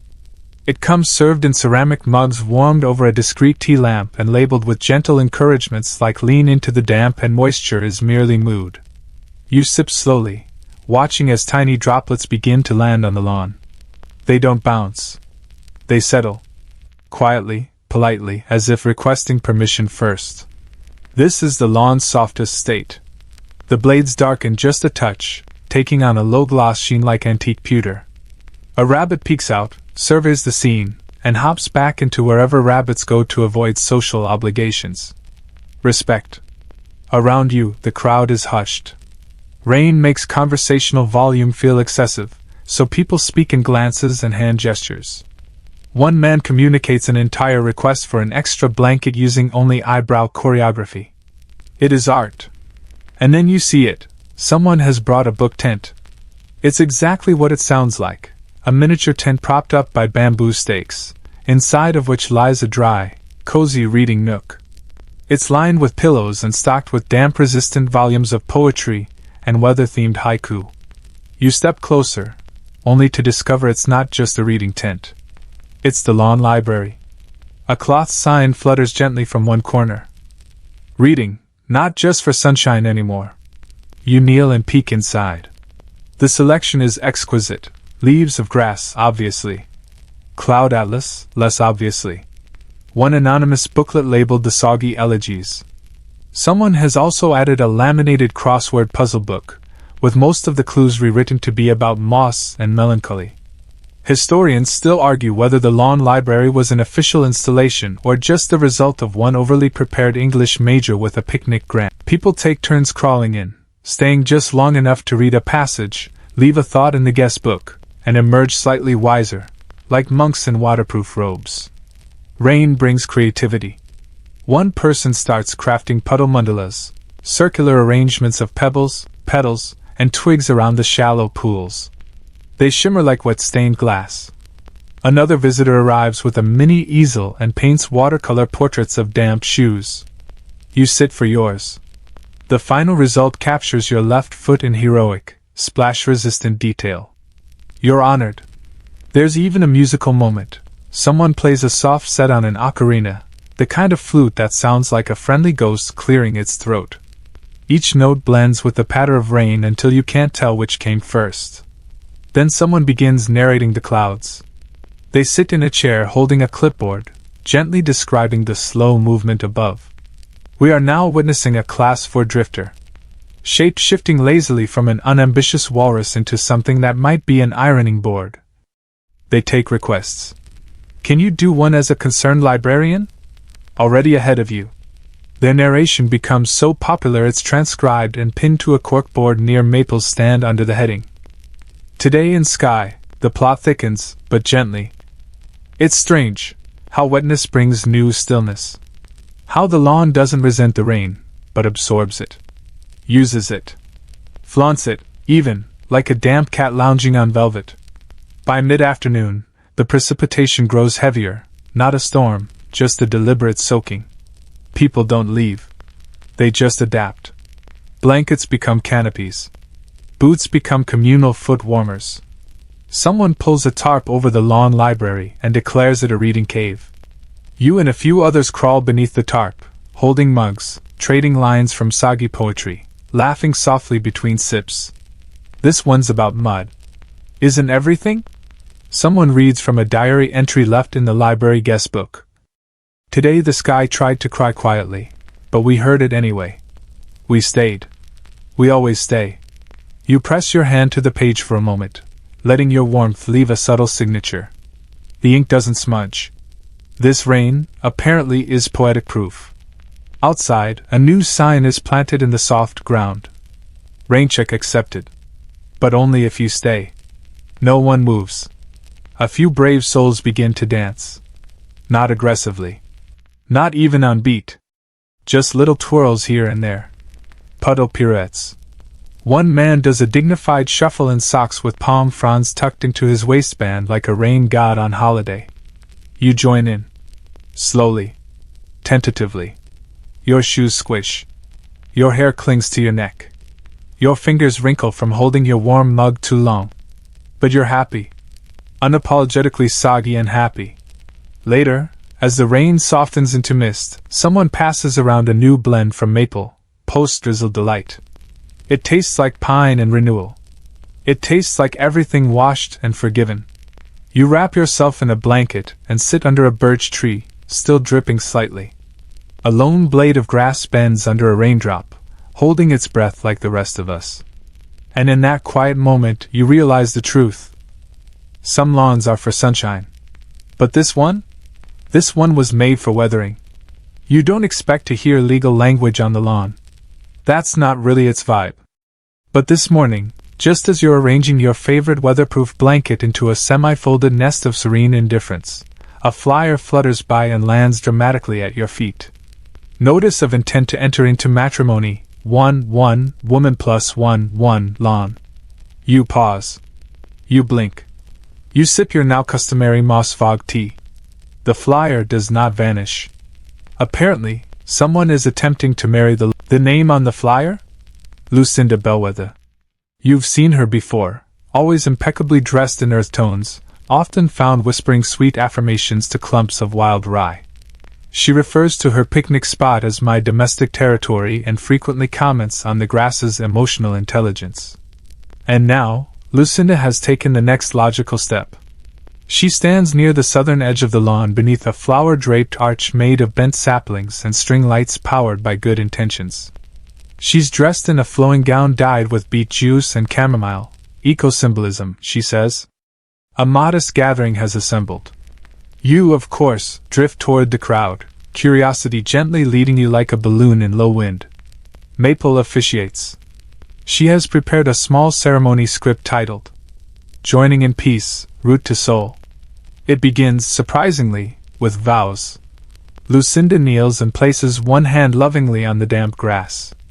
I promise to honor your need for sun and shade, to never mow you in haste, to embrace your seasonal moods, to always provide clover companions.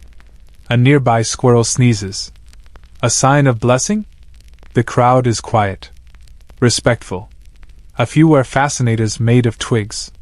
One man dabs his eyes with a mint-scented napkin and mutters, "True love is chlorophyll deep."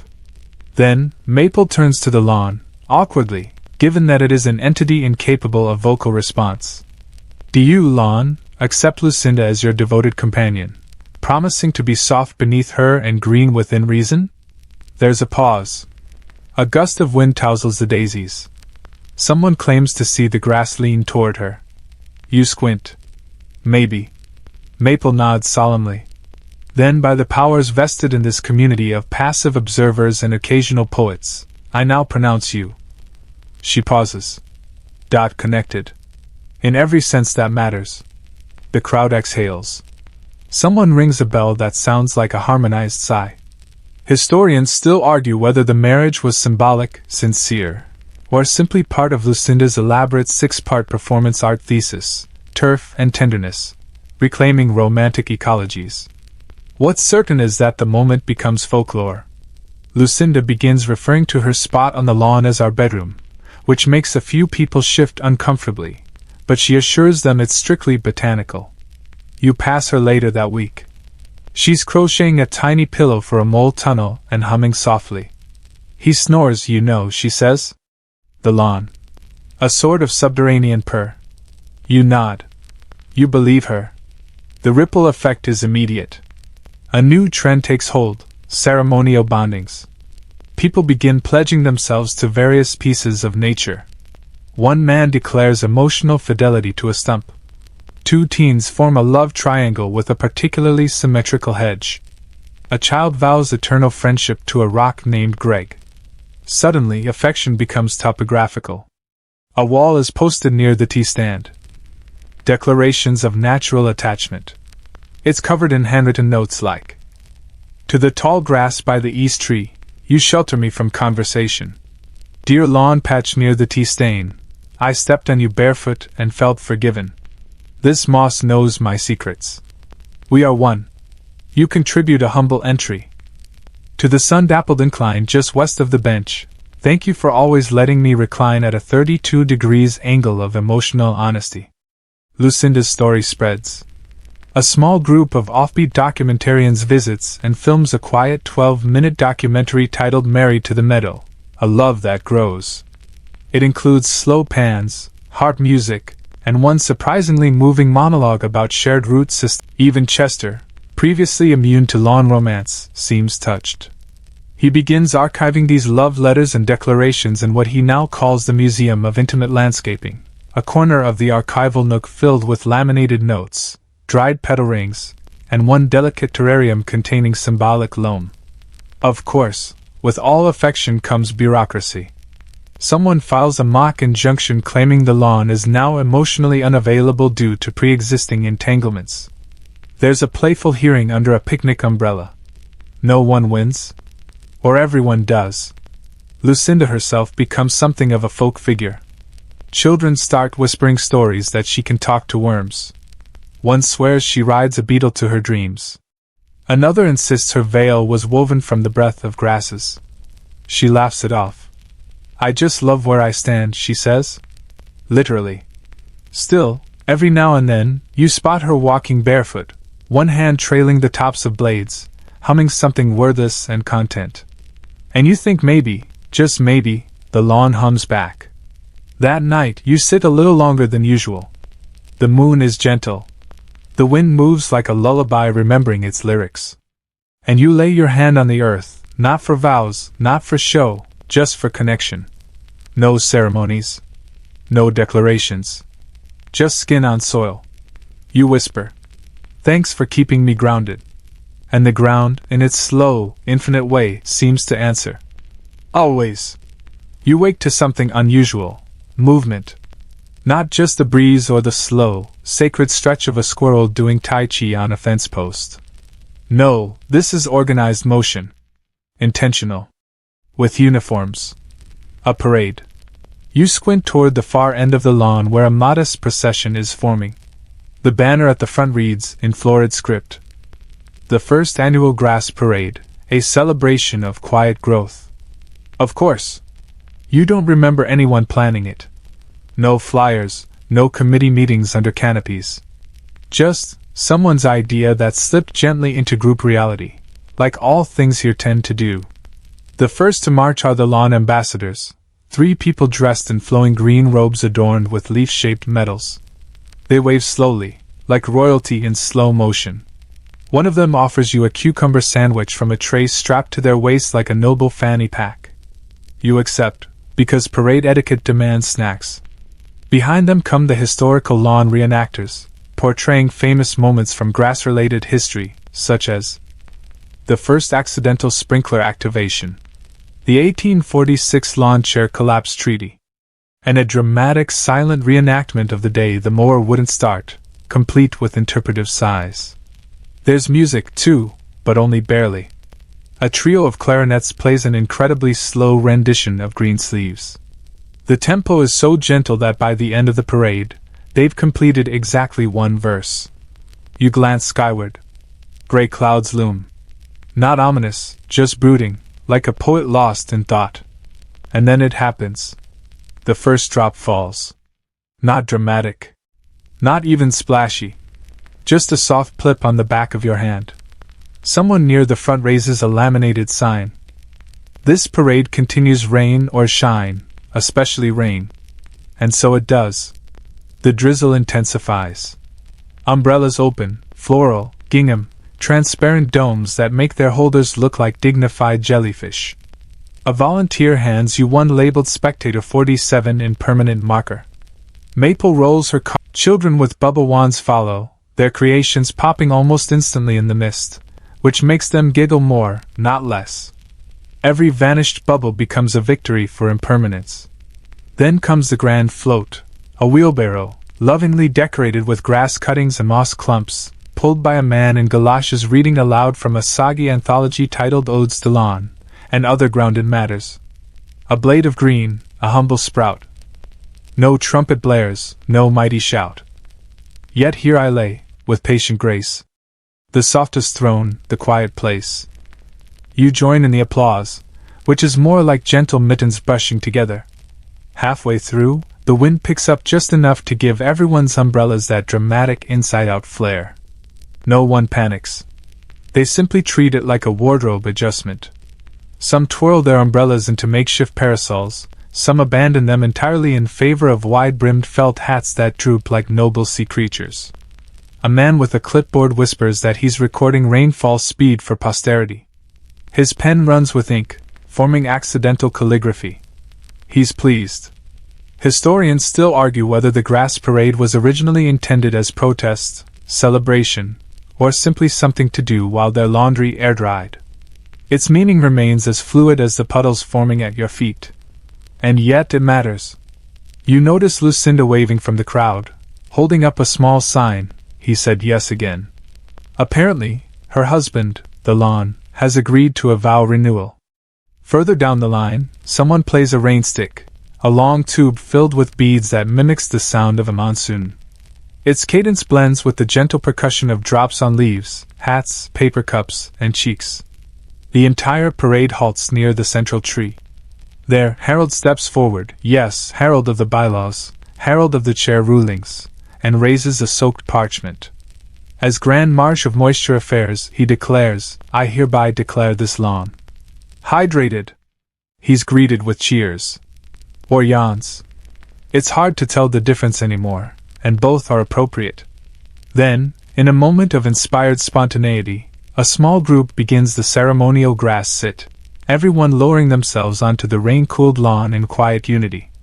No speeches. No coordinated countdown. Just a slow, synchronized descent into damp tranquility. You follow.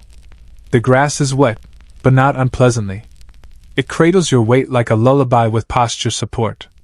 Around you, 100 people sit in silence, letting the rain settle on their shoulders and their thoughts. Someone begins humming.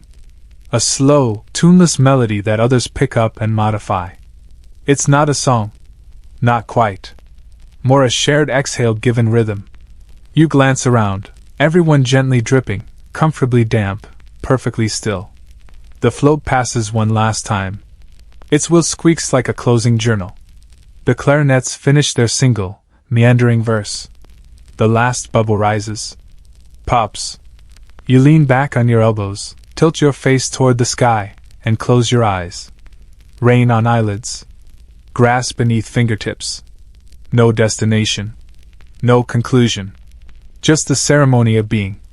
And when you open your eyes again, the parade has dissolved, leaving behind only footprints, impressions, and the faintest outline of ribbon traced into the green. A child collects leftover streamers, fashioning them into a nest. You help, naturally. Because what else is a nest, really, if not a place to rest after the parade has passed? You think you've seen everything a lawn can inspire: quiet processions, makeshift marriages, slow-motion sneeze symphonies. But today brings something even more abstract: poetry. It begins innocently. A folding table appears near the eastern slope of the lawn, draped in linen the color of chamomile. On it sits a battered typewriter, a stack of recycled paper, and a small wooden sign. Compose your ode, incomplete poems encouraged. You wander over, curious, sipping something Nutty Maple's labeled acorn mood milk. There's a cue, of course. Everyone wants their turn to poetically not finish something. The first writer begins. O gentle blade, so green, so... and stops. They nod to themselves, satisfied, and pin the paper to a clothesline strung between two saplings. The next person writes. In the morning mist, you whisper to. Another halt. Another pin. The line of fluttering half-verses grows. Soon, there are dozens, haikus without conclusions, sonnets missing their couplets, metaphors stranded mid-comparison. You are the lull between. A carpet, yes, but also, with every drop of dew, it becomes contagious. People walk around murmuring almost poems to each other.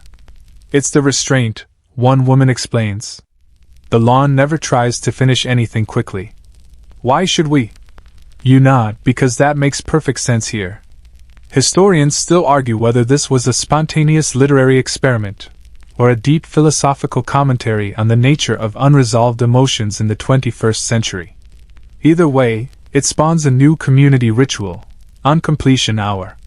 At exactly 4:07 p.m., a time chosen specifically because it feels like it almost means something, everyone is encouraged to write, draw, hum, or arrange small found objects into a meaningful but abandoned expression. One man builds a cairn of 3 pebbles and walks away before the 4th. A girl hums a 4-note tune and never repeats it. You write.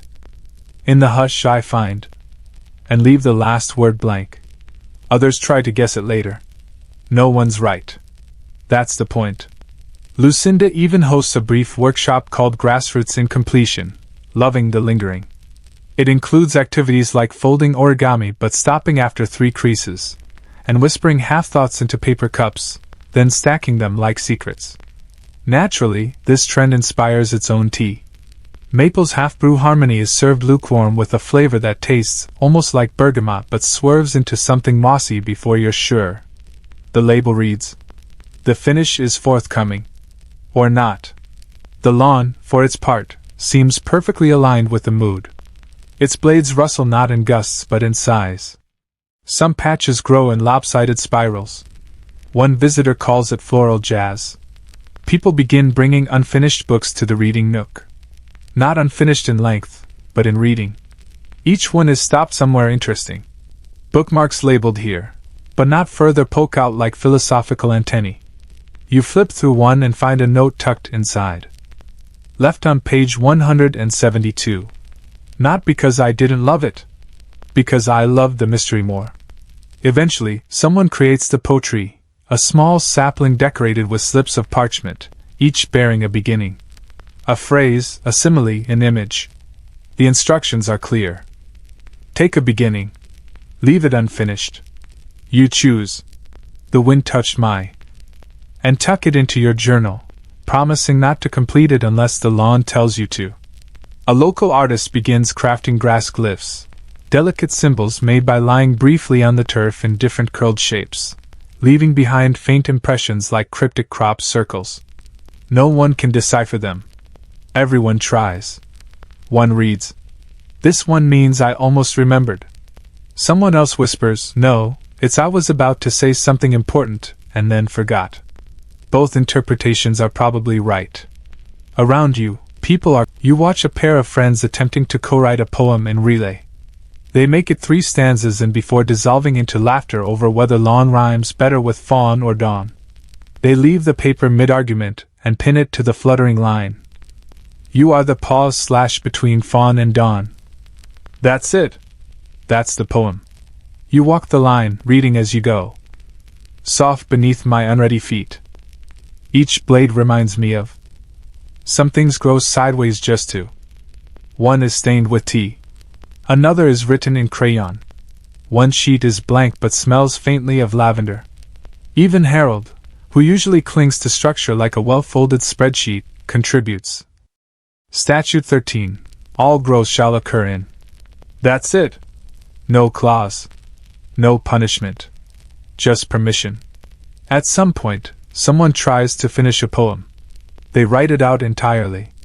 All 14 lines, perfectly metered. And when they hang it up, it falls. A breeze takes it, whisks it into a tree. Everyone takes it as a sign. The next day, the tree is covered in half lines.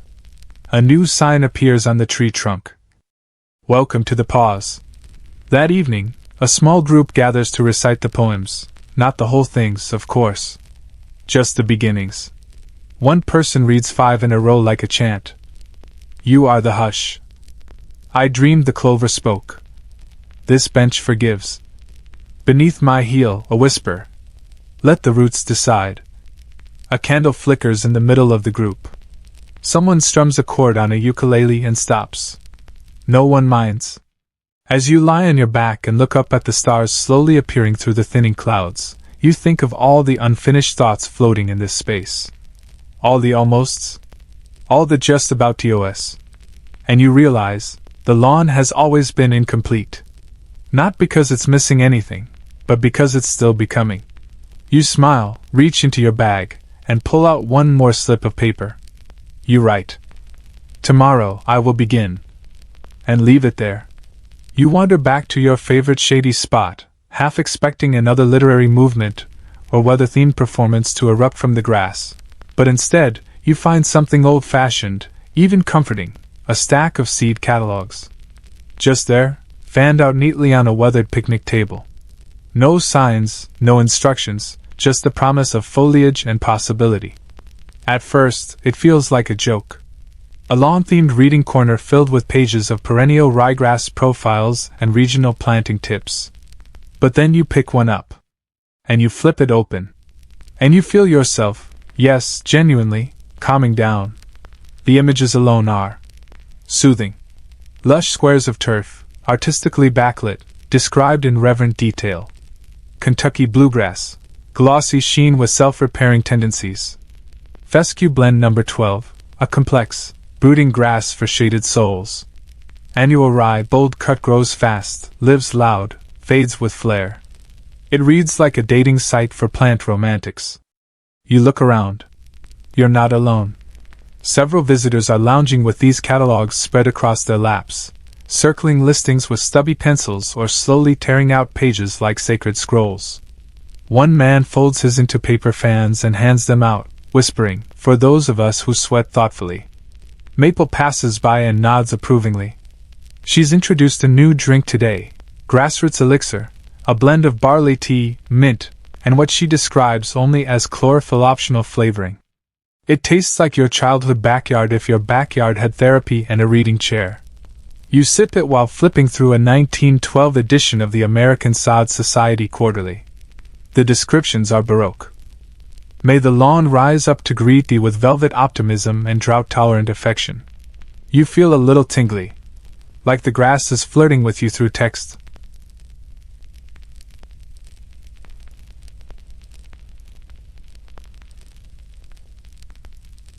A small group begins to gather and compare notes. People begin reading aloud to each other. Listen to this. Zoysia matrella thrives in heat, resents confrontation, and pairs well with hammocks. Sounds like my ex. Laughter ripples, soft and unhurried. Someone brings over snacks. Rosemary crackers arranged in the shape of a lawnmower.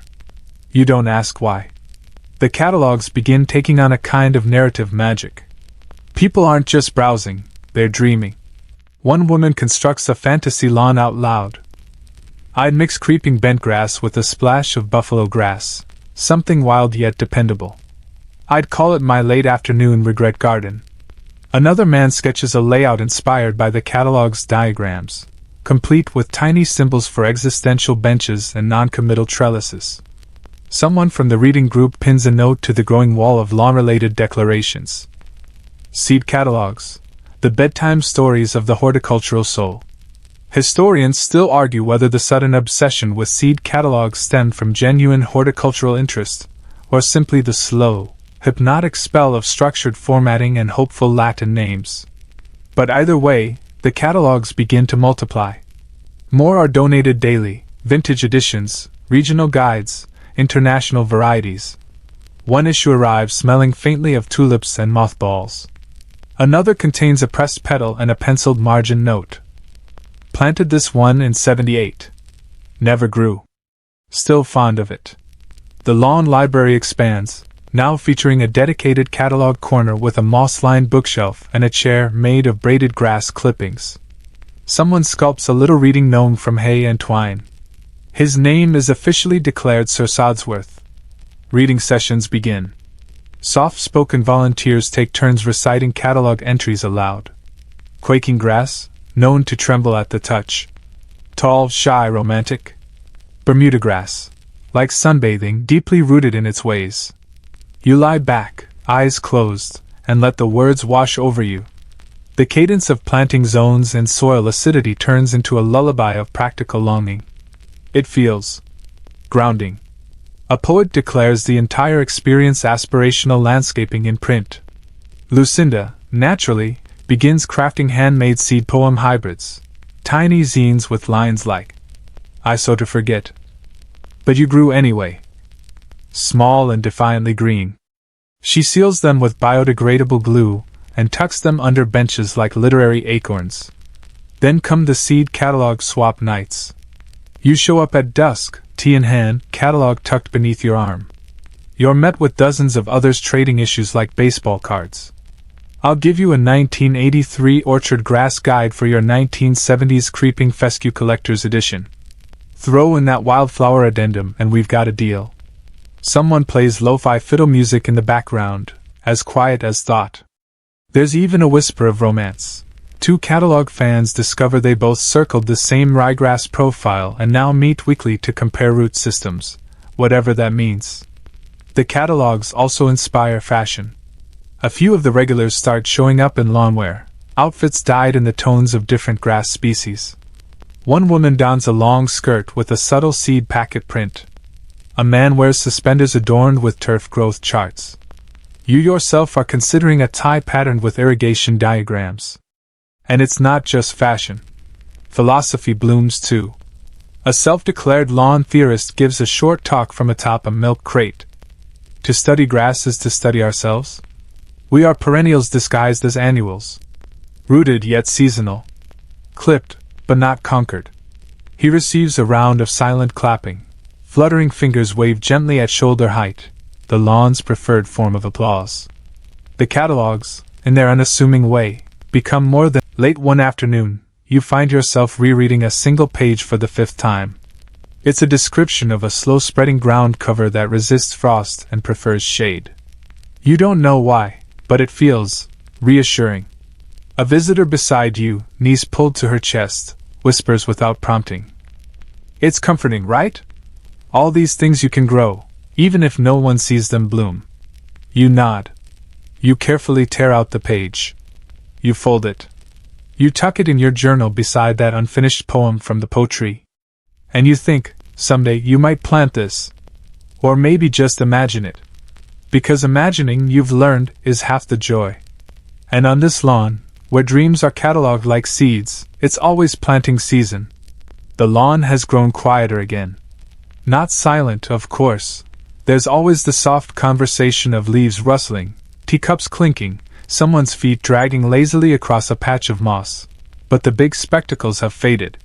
The parades have passed, the vows have been exchanged, and now the lawn has settled into what the locals call its conscious nap phase.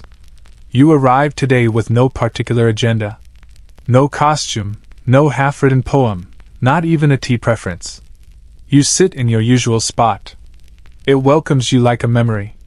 There's a new addition nearby, a small wooden box on a post, painted sage green, with a hinged door and a handwritten label.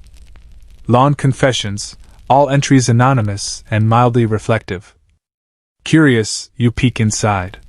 Dozens of folded slips of paper, all pale green, as if the confessions had grown there. You gently unfold one. Sometimes I mow the lawn just to feel like I'm making progress. Another. I once named all the dandelions after minor 18th century poets. No regrets. You can't help but smile. These aren't guilty confessions. They're soft admissions, miniature epiphanies about mundanity. You find one that simply reads, "I tried to count the blades once. I lost count at all." The box is clearly a hit.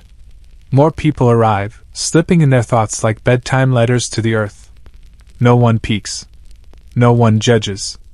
It's understood. The lawn listens and forgets in equal measure. Historians still argue whether the Lawn Confessions box was installed by Harold, who rarely admits to whimsical ideas, or by Maple, who smiles too knowingly whenever it's mentioned. Regardless, its presence marks a shift, inward, personal, hushed. Someone, possibly the man who believes grass understands emotion, begins offering quiet companionship appointments. He sits 6 feet from you, matching your posture, mirroring your silence, and nodding occasionally. For 15 minutes, you share the space without speaking. At the end, he gives you a card that reads, "You were present. Thank you." You feel oddly affirmed. That evening, a few regulars light tiny lawn-safe candles in recycled glass jars and arrange them into the word "still." A child tries to rearrange them into slit but is gently redirected. Harmony is preserved. The theme of the week becomes deliberate inaction. A chalkboard appears with prompts. Lie on your back and don't decide anything for 9 minutes. Stare at the same patch of sky until it winks back. Try to think of nothing. If you fail, that's part of it. You participate in the most popular one. Choose one blade of grass. Be emotionally loyal to it for the afternoon. You name yours Jeffrey. You whisper encouragement to him during wind gusts and feel disproportionately proud when a dewdrop collects perfectly at his tip. Later, you spot someone playing chess against the lawn. They narrate both sides. Pawn T4. The lawn counters with subtle erosion. Bold. A new drink appears at Maple's stand. Lawn pause. It's not even labeled as tea anymore. Just an experience in a cup. When asked what's in it, she shrugs. Mostly patience. And a bit of steeped lemon balm. You sip. You wait. Nothing happens. It's perfect. Nearby, people begin lawn mapping, sketching emotional maps of the space. This corner is where I remembered how to rest. Here is where I gave up on being interesting. Under this tree, I forgave Tuesday. You start your own map. It's mostly scribbles and curved arrows, pointing toward the spot where you laughed too hard at a worm that looked like it was doing yoga. You label it humility. As the sun lowers, a spontaneous group forms a circle, not for ceremony, but just to sit in the same direction. No one leads. No one speaks. A leaf drifts down and lands on someone's lap. They leave it there. It feels symbolic. Of what? No one is quite sure. The lawn journal, now a laminated binder kept in a tree hollow, collects entries like, "I tried to measure the stillness. It outgrew my ruler. Today I heard a silence that rhymed with Tuesday. This place is not exciting. That's why it matters." It's become clear by now, the lawn has become its own ecosystem of meaning. A non-place full of presence. A landscape designed not by architects but by the collective exhale of its visitors. You remember Section 4, the man who measured shadows. You remember Section 9, when someone tried to paint the wind. You remember Section 14, Lucinda's vow of photosynthetic fidelity. And now, here you are, doing absolutely nothing, and it feels like everything. You lean back. The sky is blue but not trying too hard. The grass is cool but not clingy. Your cup is empty in the way a finished thought is. Satisfying. Before you leave, you write one final lawn confession. Sometimes I come here not to relax, but to remember that relaxing is allowed. You fold it. You place it in the box. You hear the soft shuffle as it joins its companions. You walk away slowly, not because you're tired, but because you finally understand the rhythm. The lawn doesn't ask you to hurry. It only asks you to stay, until you're ready to be still somewhere else. The final morning on the lawn is warm, not hot, not too bright, just that steady, toasted bread warmth that feels like it's been planned by someone with excellent manners. You arrive early. Earlier than usual. The kind of early where dew still clings to the grass and the birds haven't yet decided whether they're chirping or practicing. It's the last full day here, and though no one said it out loud, everyone seems to know. You feel it in the pace of the breeze. In the hush between greetings. In the way Harold is polishing his clipboard like it's preparing for retirement. There's no grand event scheduled. No confetti. No final parade. Instead, you spot a small hand-painted sign propped up near Maple's cart. Appreciation Day, wander at will. Below it, in smaller letters. Free second cups. Extra napkins for emotional spillage. And so you wander. The poetry is still standing tall, its branches now blooming with slips of paper softened by weather and time. Some of the original entries have faded, the ink bleeding into the fibers like watercolor wishes. One tag simply reads, still figuring it out. Still thankful. You pass a group gathered around the clothesline of incomplete poems. A woman reads them aloud as if they were scripture. Her voice is even and calm, each pause sacred. You are the moment before the kettle sings. I meant to say more, but the clover was listening. We almost agreed on silence. You don't cry. But your throat gets that warm, lumpish feeling. Like you swallowed a sigh with feelings. At the reading nook, Sir Sodsworth the gnome has been given a farewell hat, a tiny beret fashioned from a tea cozy. You salute him.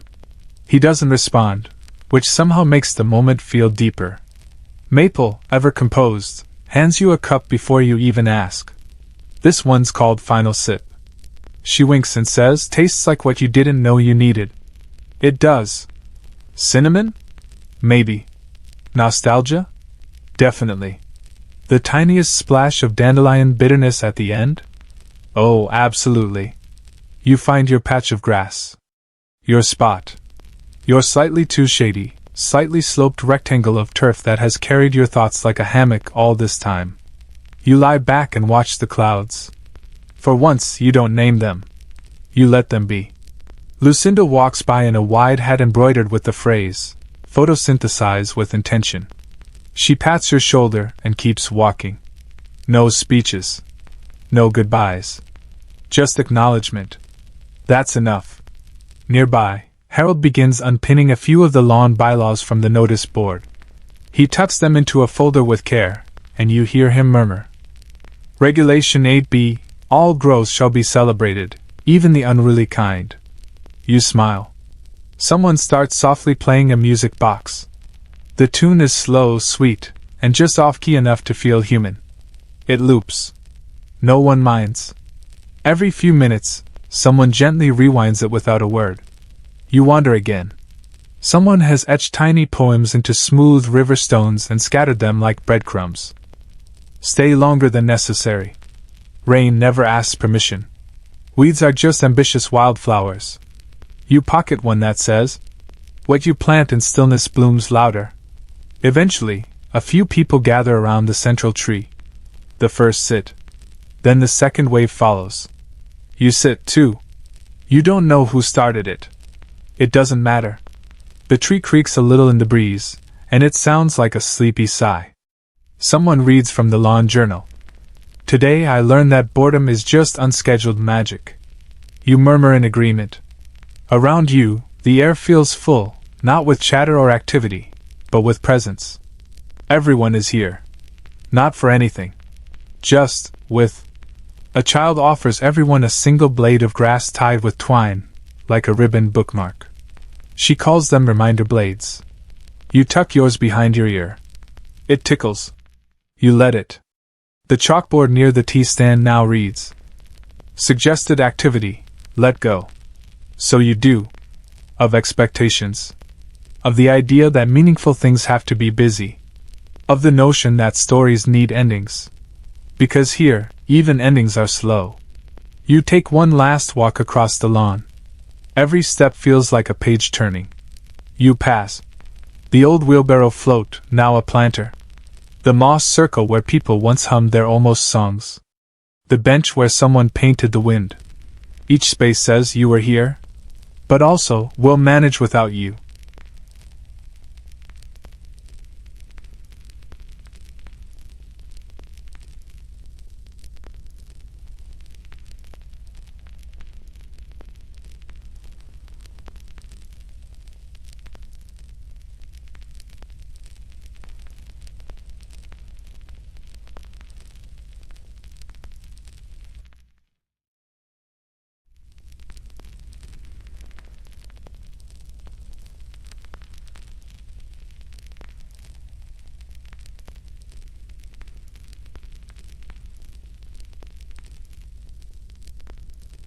You leave your folded teacup on the community dish rack.